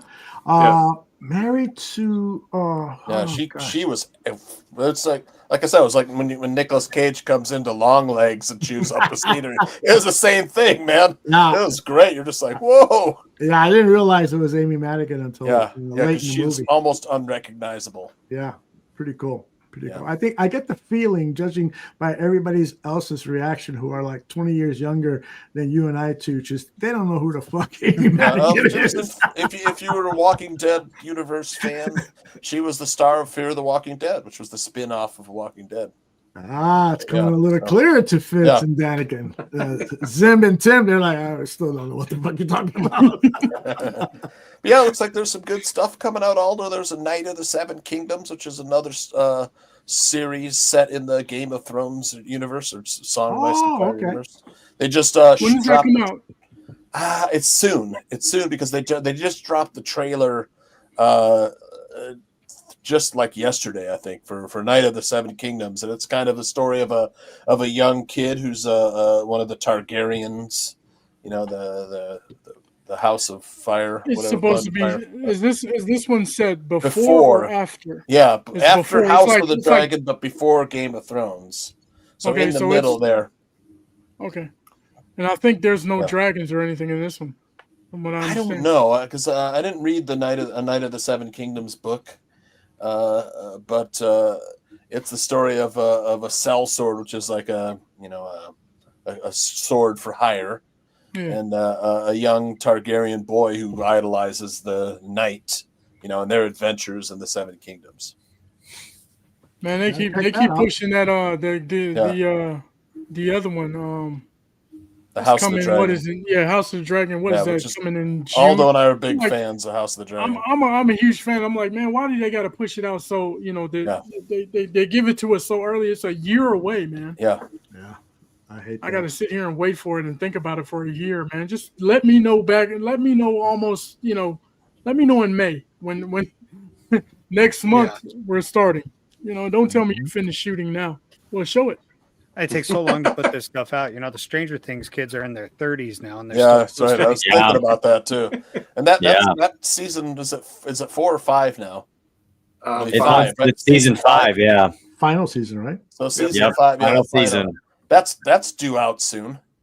Yeah, it's before the end of the year, right? Yeah. Yeah, I thought it was supposed to be out for Halloween.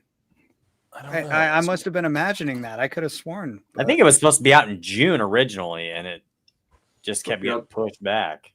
I saw the first season, which I loved, but I did not follow the rest of the season. Oh my! If you haven't seen the latest season, you haven't seen it. It is that's the best season there is. Oh, yeah, it's very good. Season 4 was amazing. Season 4 was really good. Yep.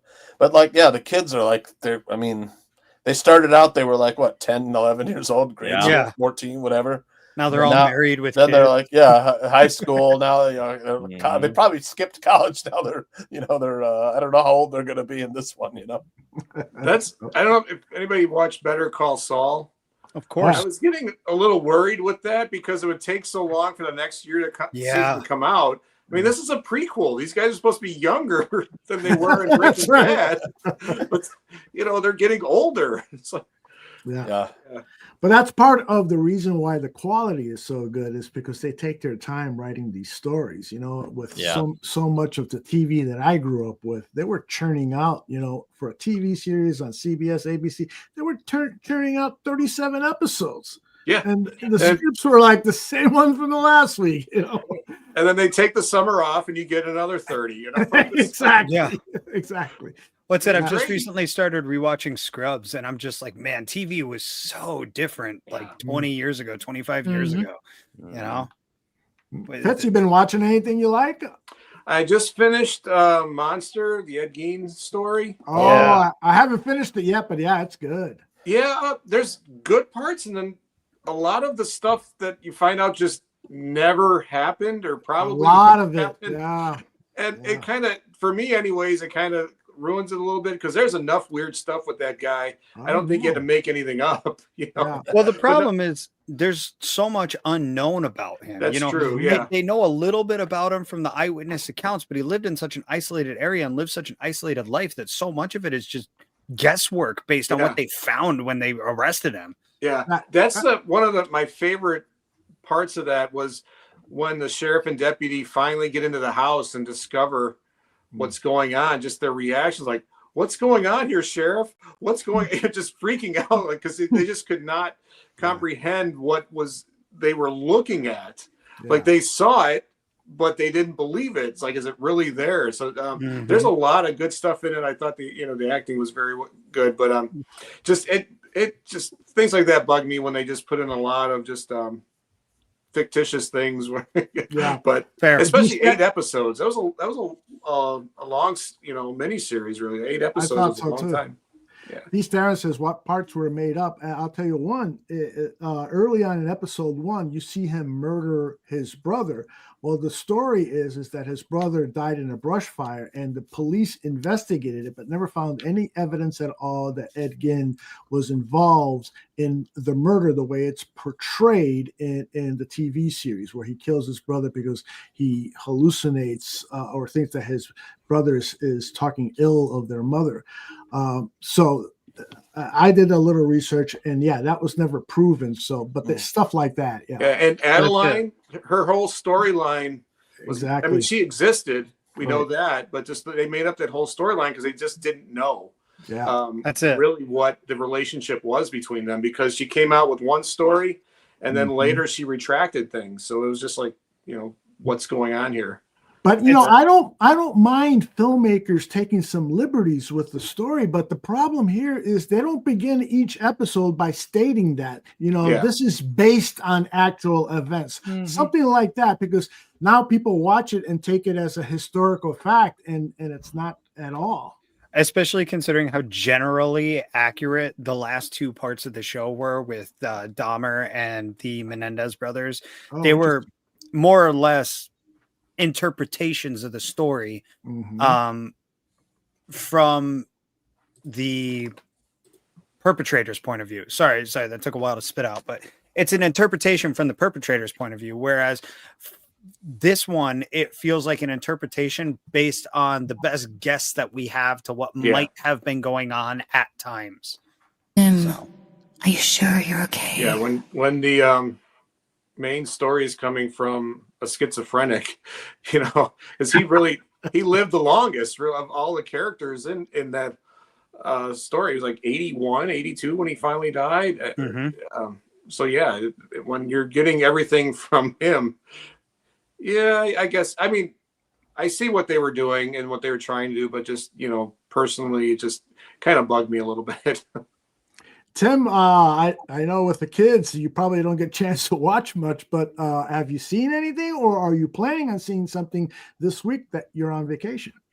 Well, I want to thank you for the recommendation. I've gotten through 4 seasons of Dexter, and it is really, really, really good. It is a really fantastic series. You're granted, falls off. I was in high school when that show started. That's how long it's been out. So, and that's been 20 years ago. So it's been out for a while. So catching up's been really weird. And it's like seeing what he looks like now and seeing what he looked like on the show. It's like, wow, this has been a while ago. But no, really, really well done. I really like the show so far. They've had some really great supporting actors and actresses in it.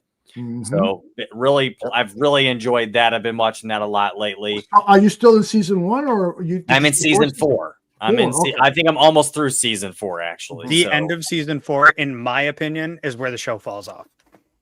Because it does. I think a lot of people do say that it dips off a little bit. That season 1 around 4 or 5. But It's not that it's bad. It's just that it's not the same. Right. I think you'll find that with any show, though, most of the time. Right. It's hard to maintain the quality. Game of Thrones fell off. The last season was awful, and the rest of it was so unbelievably good. It's like, why'd they do this? Yeah. No, and Aldo we know why. Yeah, Aldo they've been swears up working and on down it for that 6 years. Like, let's wrap it up. I'm tired of doing the show. Yeah, exactly. That's exactly what they did. They were trying to rush through it because they were supposedly in another project or something. But, Yes, exactly. Yeah, but yeah, that I did get through Game of Thrones finally. If that was one thing, we've been binge watching the entire Marvel series, me and my boys, because my little ones are really into that right now. They're really into Spider-Man and Iron Man and Captain America and all that. So we started from the very beginning, and we're watching through at least all the movies. Nice. They're enjoying that, which I've seen them all countless times, but that's been nice. Weren't we supposed to get a second season of Loki? Speaking of things that take forever to come out. Yes, that's what I thought too. That was a really good series too. That was a really good series. It's a great series. Those, I'll tell you what, those Disney standalones of the Marvel characters have been really excellent. Like the Daredevil series, the Luke Cage, the Jessica Jones, people that you don't know, the Punisher series, those were excellent. They were so good. And if it's like one of those things where if you've never even watched any of or even know who these characters are from Marvel, like you could start these, watch them, and you would enjoy them. They're that good. So Hey, I've watched all that stuff.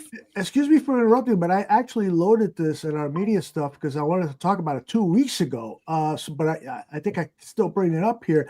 Are you guys familiar with Adam Driver and Steven Soderbergh making I read a the pitch story to Disney about redoing the Hunt for Ben Solo?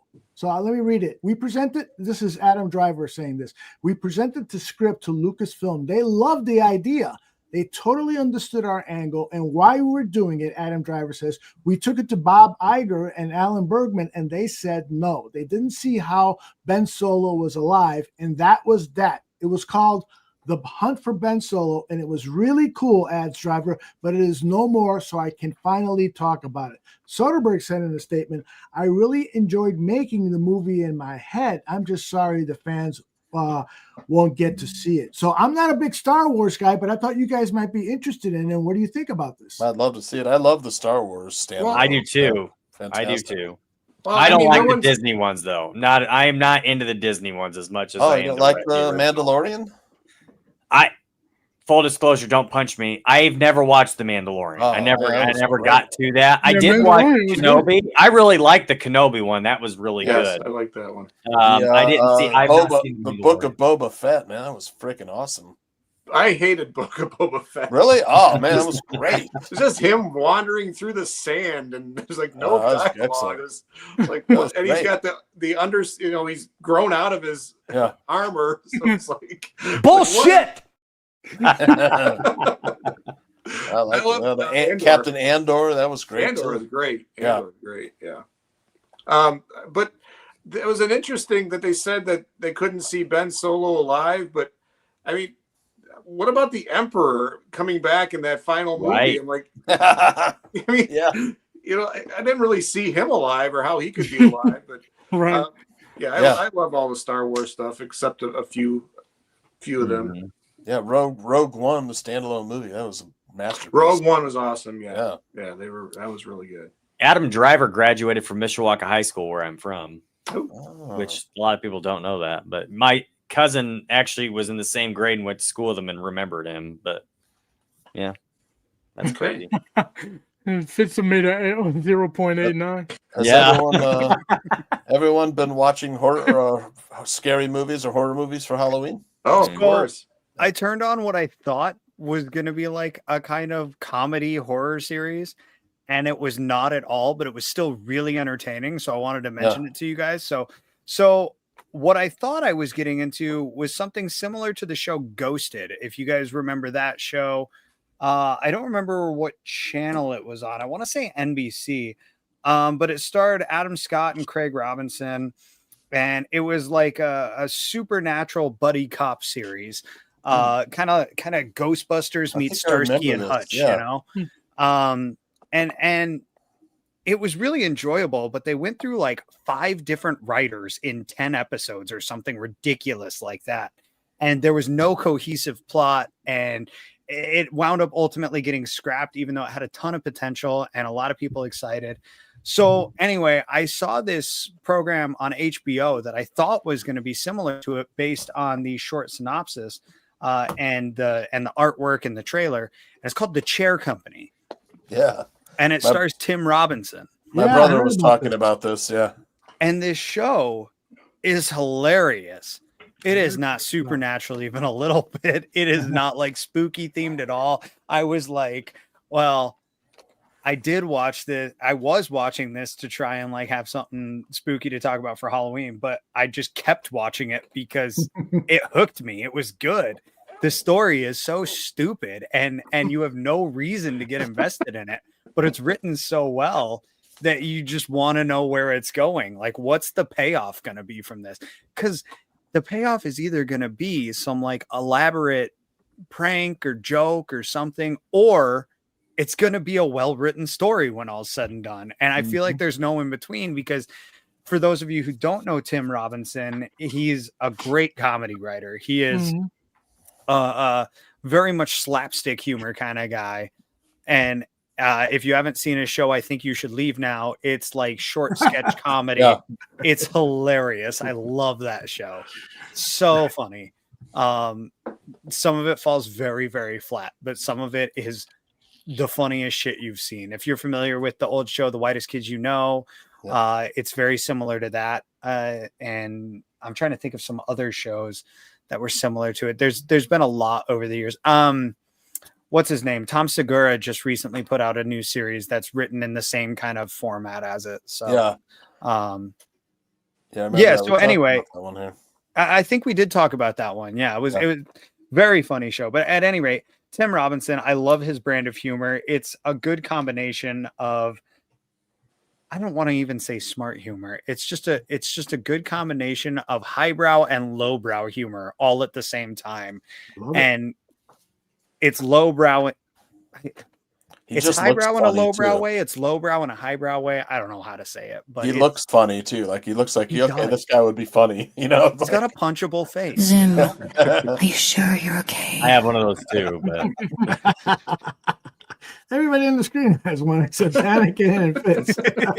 Thankfully, I have somebody else who has the same face, so I can actually punch that one. I bet you guys took advantage of that so much when you were younger. That is the co-host of the Willis Twin Towers. He and his identical brother are on the bar robe every Friday. Hey, what's this? Okay, so here's what I want to do. I want you guys, and we still have more pop culture to talk, but I want you guys to a quick recommendation on a horror movie for Halloween. But before we do that, I'm going to play Zim's latest song. Introduce this, Zim. So this is our precursor to the Cincinnati game. I had a lot of different ideas for this one, which direction to go, but I ultimately decided to take a funk approach with it. Cincinnati, not a lot of people know, is kind of the home of funk. It's where James Brown recorded a lot of his records. So, funk music, rhythm and blues in a way, as sort of an offshoot of that, all kind of came from that area. I did my best to try to capture the vibe. I think I kind of got it. Like I say, I'm more of a rock and roll guy, but funk is born from the same roots. So, absolutely. I did my best to capture it. And that's about all I got. Well, I want everyone up also down from the roller coasters. Exactly. Danikin used that analogy on the 30 minutes. I told him it's funny because Sim has that in his song. But so let's use the Fitzometer on the other end of this song. I'm really looking forward to Tim's take on this because he's also a big time music lover and likes the same genre as you as them. So let's put the Fitzometer to work, and after listening to Zim's latest, if you can.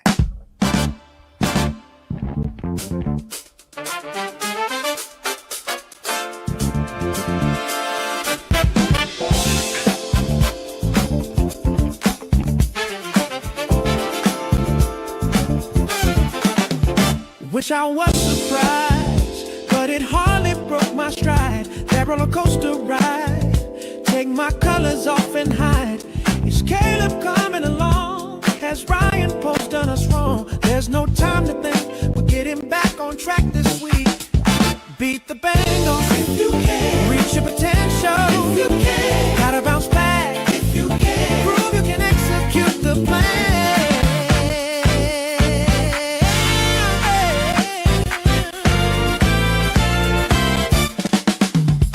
Now it's Flacco's turn, modern day ageless wonder. T and Chase are gonna burn, our entire team is hurt. Step up or sit down, if you wanna hang around, better come back to town after a rebound. Beat the Bengals if you can, reach your potential if you can. Gotta bounce back if you can, prove you can execute the plan. Beat the Bengals if you can, reach your potential. Gotta bounce back if you can. Prove you can execute the plan.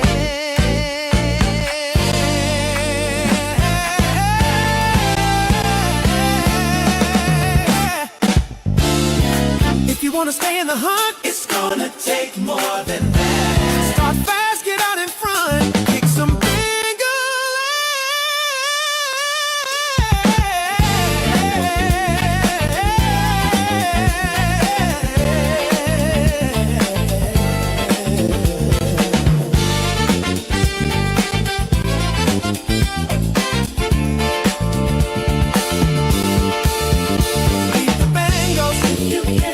your potential. You can. Gotta bounce back. You can. Prove you can execute the plan. Beat the Bengals. You can. Reach your potential. You can. Gotta bounce back. You can. Prove you can execute the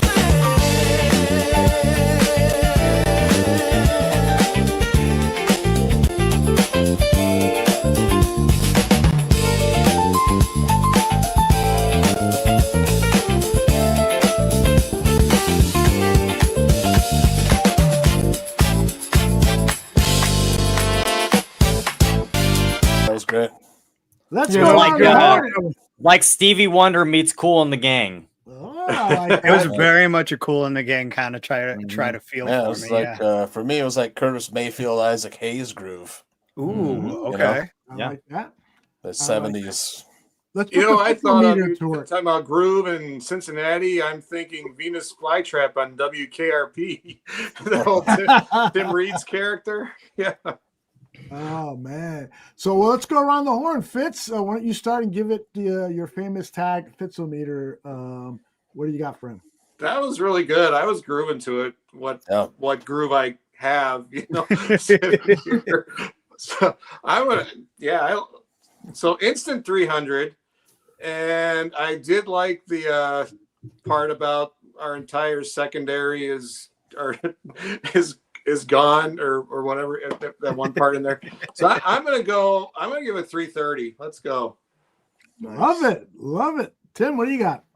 I thought it was really good. Like I said, it reminded me, like I grew up, a lot of guys don't know, or a lot of people don't know this about me and my brother, but we had a very wide array of music we grew up on. Dad, stepdad, big into rock, 80s, 90s, or 80s, 70s rock. And then mom was big into like the disco and the R&B and the groove music, like the funk and all of that. So we had a very wide array, and it brought me back to my childhood. I love this kind of music. I love funk. I do. It's something that I can go back and listen to. Me and my brother will like go back and forth at times making these CDs we would call Juju jams, which our mom goes by Juju. So we would make CDs and base it on stuff that mom used to listen to. So that I enjoyed it. I really, really enjoyed it. That's wild. I love it. What do you got, Tooch? Like I said, man, it's like Curtis Mayfield for me, man. This Give is me the Fitz meter, Mike. 70s. Oh man, this is like a 390. Whoa! Nice. Yeah, it was really good, man. Danny, you got above or Man, below? I mean, I'm gonna put it a little bit below. I'm gonna go about 350. It was dope. It was really good. And another thing that I liked about it, like the video, made me think I was playing Sonic 2 for a minute there. Like running through the tunnel, you know what I mean? Jumping funny. around. That was pretty cool. Green Hills. You bring up video games with it. There's a mini game in the mini game. I don't know exactly how to describe it, but there's a thing in the Pokemon Ultra Sun and Ultra Moon games where you go into the Ultra Wormhole and you're literally like going through a tunnel just like cool. that. I love that. And oh my god, it was crazy. It started and I was like, oh my god, I'm in an Ultra Wormhole. Nobody else here knows what I'm talking about. I know what you're talking about. I wanted to say that the Cubs, Bill Madlock, had the highest batting average in Cubs history, and I think it was 336, 337, something like that. 354. Bill Madlock was 354? Yeah. Okay. You just know that off the man. Yeah, he did. I was just I had it on the baseball that card. right out. Yeah. I got a That's baseball pretty card awesome. of it somewhere. Well, That I'm doesn't going to give it a explain- 354 because that's the vibe I got. It's one of your personal bests, Zim. I really Yeah, like that was awesome. I like it. because the thing I really like with this one is every word was very intentionally chosen, which I have done before. I think if you go through the songs for the season, you can hear the ones that I'm just slapping together, and you can hear the ones where I'm very intentionally picking my language that I'm using. And this was one that was very intentionally done. That's funny. That's funny. All right, guys, let's go around the horn. If you didn't finish a pop culture thought that we had before, please do so. But also, if you've got a horror movie that you want to recommend to people, because we got a nice long weekend of Halloween festivities, go ahead and make your case. Just to be clear, you said horror movie, right? Yeah, well, something Okay. appropriate for Halloween. I just want to be very clear that I heard the second syllable there. There is Madlock. I see Look at him. this guy. He's got his baseball card. My mom threw all mine away. Bill Madlock, Yeah. 354. That is Alligators. nice. All right. He Broke my has it in heart. our- It's got the I old. guess Remember the Expos? Oh, Yeah. I've seen the Expos, believe it or not. I Really? saw the Expos play. Yep. I saw them Rusty play Staub? the Rockies. Yeah. Pretty cool. How old I were couldn't you? tell you a single player. Yeah, how I old was are you, Sam? probably 8 to 10 years old at the oldest. So how old are you now? I'm 32 now. So that's How reluctant he years ago, 22, 25 years ago, somewhere in that range. I was gonna say I think they became the Nationals when I was in middle school, if I remember right. What was like like early 2000s, right? Late 90s, maybe. It was early 2000s. I don't remember the exact year. I want to say 03 for some reason, but that feels too early. I think you might be close to being right. I was don't gonna think it was say, that. It wasn't. Bullshit. I don't think he's right. I think It he wasn't saw- that long ago. I think he saw the Montreal asshole. 2004. I was off by a year. Oh wow. Look Okay. at you. Wow. Anyway, I lied. I was in high school. Sometimes I know stuff, guys. Sorry. I was collecting my first Social Security check. Tim, what do you got? Halloween pop culture? Take it away, bro. I am not really fond or really a big fan of like the typical horror film, like the Grudges and the Screams and all that. I'm not into that kind of stuff as much. I do love like vampire movies and all the like the more Halloween based things like the Van Helsing movie, Underworld movies, Blade. I love those types of movies. So if I had to recommend anything, I would definitely recommend movies like those. Like I love the Underworld series. Love it. Something I watch every Halloween time area. Like I'm always watching those kinds of movies. Those if I had to pick something, that's what I'd pick. Very cool. Tooch, talk to me with your very mouth. Yeah, I watched A Nightmare Before Christmas with the girls Oh, recently. nice. That's Always. a great film. Family film. And you Good can one watch for it the for the ho- next 2 months straight. Yep. You probably have, right? Exactly. Trust me, we will. Saw a few flicks. Saw Vicious with Dakota Fanning. That's a good horror movie. Oh yeah. It's kind of like one of those movies, like where the box, you get this box and you got to do some things, and the box curses you, whatever. You got to complete the whatever. It was kind of had some gross moments in it and stuff. And then I saw Anemone. Aldo, do you know that one? It's Daniel Day-Lewis's return to acting. No, I have not seen that. A movie directed by his son, Ronan Day-Lewis. Okay. And stars him and Sean Bean as estranged brothers. And Daniel Day-Lewis has totally removed himself from society, lives in this cabin in a remote part of northern England. And they have some, Sean Bean travels out there to reconnect with his brother, and they have some past history that they have to resolve and stuff. And it is an acting tour de force. So acting in it, if you want to see like amazing acting, it would be. I was going to ask you that, yeah, because when you're being directed by your son, maybe you start to lose your acting chops, but he's good in it, huh? Oh yeah, fantastic. Daniel Day-Lewis, excellent actor. Cool. Danikin, what you got on your plate? You going to show your son a good horror movie for Halloween? Man, I don't know about that. I'm sitting here and I was thinking about it, and I wanted to mention Paper, number one, right? The Paper. That's a show that I've been watching. I actually watched the episode of that earlier today. That's why I was mentioning it. But that's on Apple TV, right? Yeah. No, that's on Peacock, isn't it? I'd say that isn't that like a spinoff of The Office? Yes. I think it would be on Peacock. Yeah. That makes sense. You're right. Yeah. It's on Peacock, yeah. And I was just sitting here thinking about movies, and I was thinking about that. I forgot that I was trying to look for the name of it real quickly, but it's actually a psychological thriller, and it has Robin Williams in it, and he had a daughter.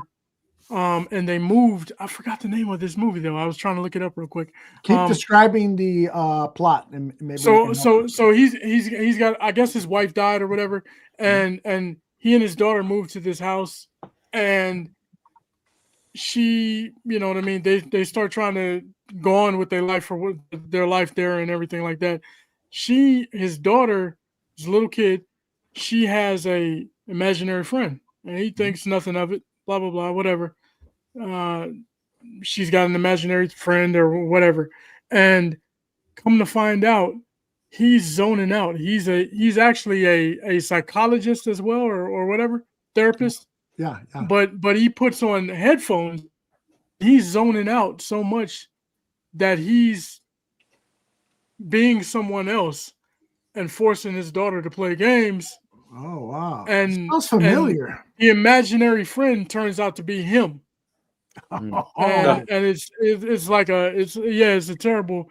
It's crazy, man. So at the beginning you wouldn't think that, but he puts these headphones on. And he plays like classical music, and he goes to sleep, and your friend, and she finally says, "Dad, it's you. You're the imaginary friend. What are you talking about?" Oh, wow. And the whole time she's freaking out. She doesn't understand because she's like, "What's wrong with him? Why? We were just having fun playing or whatever." And now all of a sudden you're asking me who this person is. And it's crazy. Do you remember what streaming service you saw that in? Ah, man, I forgot, man. It's been a while since I've seen that movie, though. Oh, okay. I don't know why it popped into my head just now. It's been a while, though. It's been a while since I've seen it. It sounds really. I'll find it. I'll find it and let you know. Yeah, let's talk about it next week. Yeah. Absolutely. Who's next? Who have I left out? Tucci? No, we talked about Tucci. Fitz. I'm a big fan of the Halloween franchise. Yeah. I always watch. One I always watch will be H2O. It was in 1998. Jamie Lee Curtis returns to the franchise, and she's Laurie Strode and Carrie Tate. She's out in California now. She takes on a new identity and somehow becomes the headmaster of a private school out there. I guess they don't do background checks very well, but she ends up having this character out there, and it's not necessarily the greatest horror movie, but it's very entertaining. It's an easy watch, and I like the connections it makes to Psycho because, as Jamie Lee Curtis's mom, Janet Leigh, was in Psycho. She was the star in there. She plays a very small role in this movie as the secretary of the school. And there's one scene in particular where the two of them are kind of saying goodbye for the weekend, for the Halloween weekend. And Janet Leigh goes to her car, and it's the car that she stole in Psycho. And you hear the background music, the Psycho music there. And it's just very subtle, but I like the connection they made in that movie for between Jamie Lee Curtis and her mom, and the whole Psycho connection to Halloween. So that's one I always watch this time of year. Yeah, that's just such a great movie. The Psycho and the mythology behind it too is Ed Gein. Yeah, Ed Gein, exactly. Really good stuff. I saw one that I'm not going to recommend unless you just want something on, and it might scare you, it might not. But the sequel to Megan about the AI robot is out. It's called Megan 2.0. It's a silly story, but most of the same cast. It's basically a duplication of the first movie, but with an additional character now. And Megan, it's almost like a ripoff of Terminator 2, because Megan is now trying to help fight this new Megan doll. And so it's so silly, but it's kind of harmless family fun. If you watch the unedited copy, there's a couple of gruesome scenes, but Peacock also has the ability to have a more sanitized version of it. So that's what I recommend. All right, guys, I see people yawning. I see people thinking. I'm always yawning. Don't look at me. I always yawn. I'm working on both the World Series magazines at the same time. Both at the same time. I would stop working. Yeah, one in case, one for each. Yeah, stop working on the Dodgers one, because the Blue Jays are going to win this thing. Yeah, I hope you're right. Tooch, here's the thing. In World Series history, 4 or 5 times, teams have faced each other where one of them comes off a sweep and the other one comes off a 7-game series. In every single situation, the one who came off the 7-game series won. Don't worry about the Dodgers. All right. Wow. That's interesting. Is that fact, or are you bullshitting? No, that is a fact. And again, I can't remember if it's 4 times or 5 times. I can't trust this guy. The one that sticks out in my head most prominently, it was the Rockies in 2007. And I know there's been one more recent than that as well. But the Rockies in 2007, they swept, and then Boston came off a 7-game series and then swept the Rockies in the World Series. And that was my freshman year of high school. That whole year was like full of core memories for me. So that sticks out in my brain above all else. Hey, Danikin, read what's on the screen there from J2K. Tell Danikin, stop looking at that movie.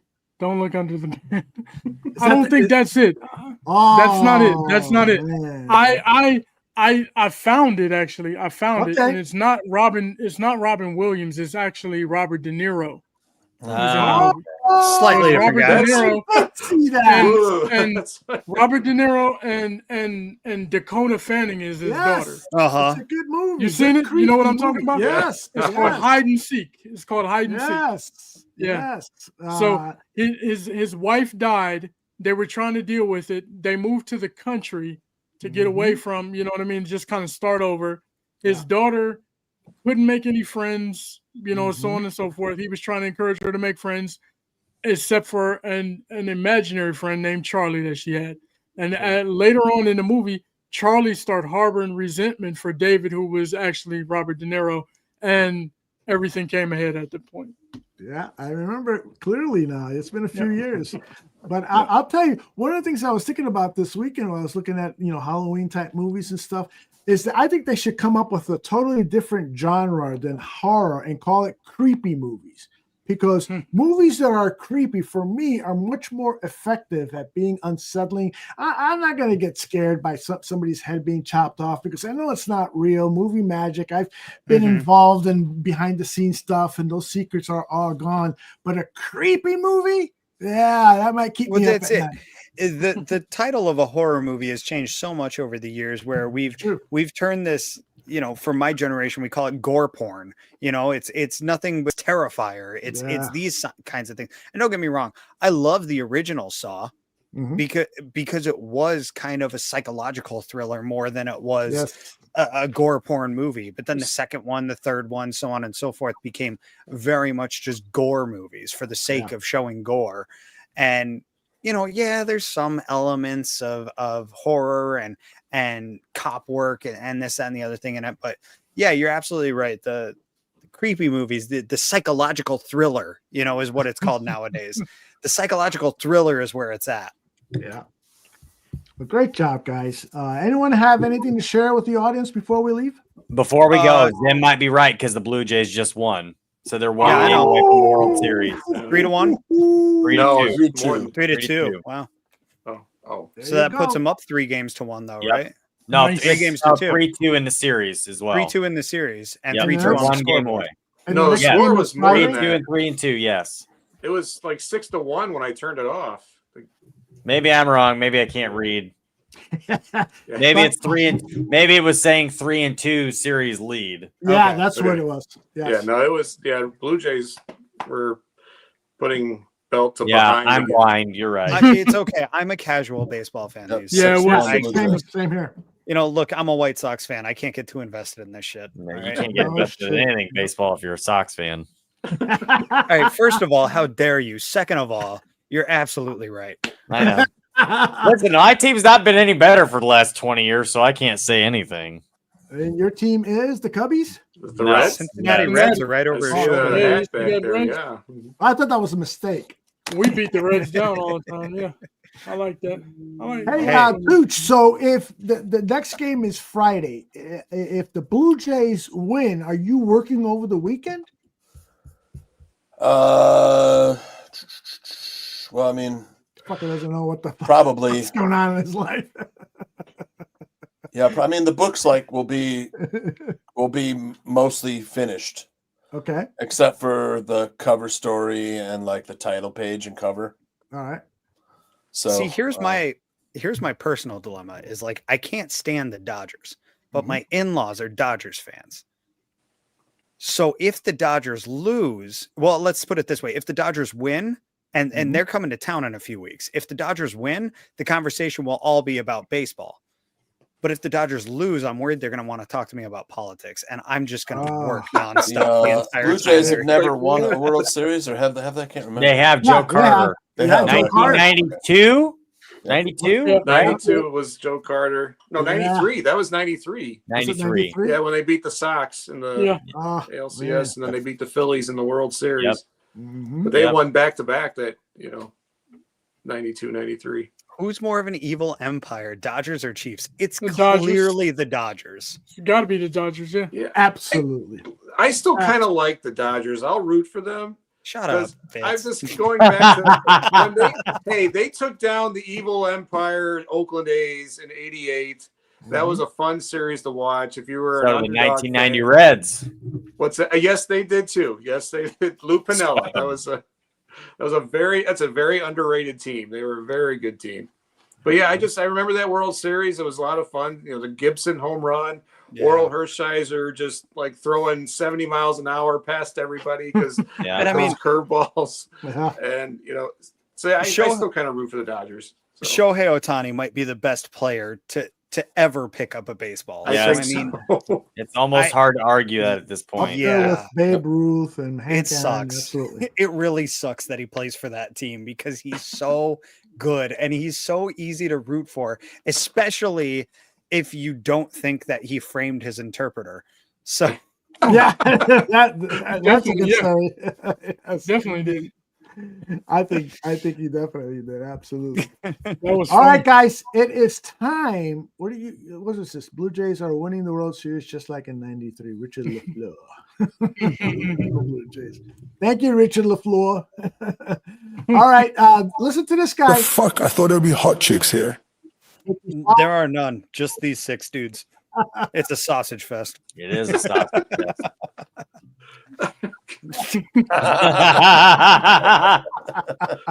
That's what happens when Tooch has control and I have control.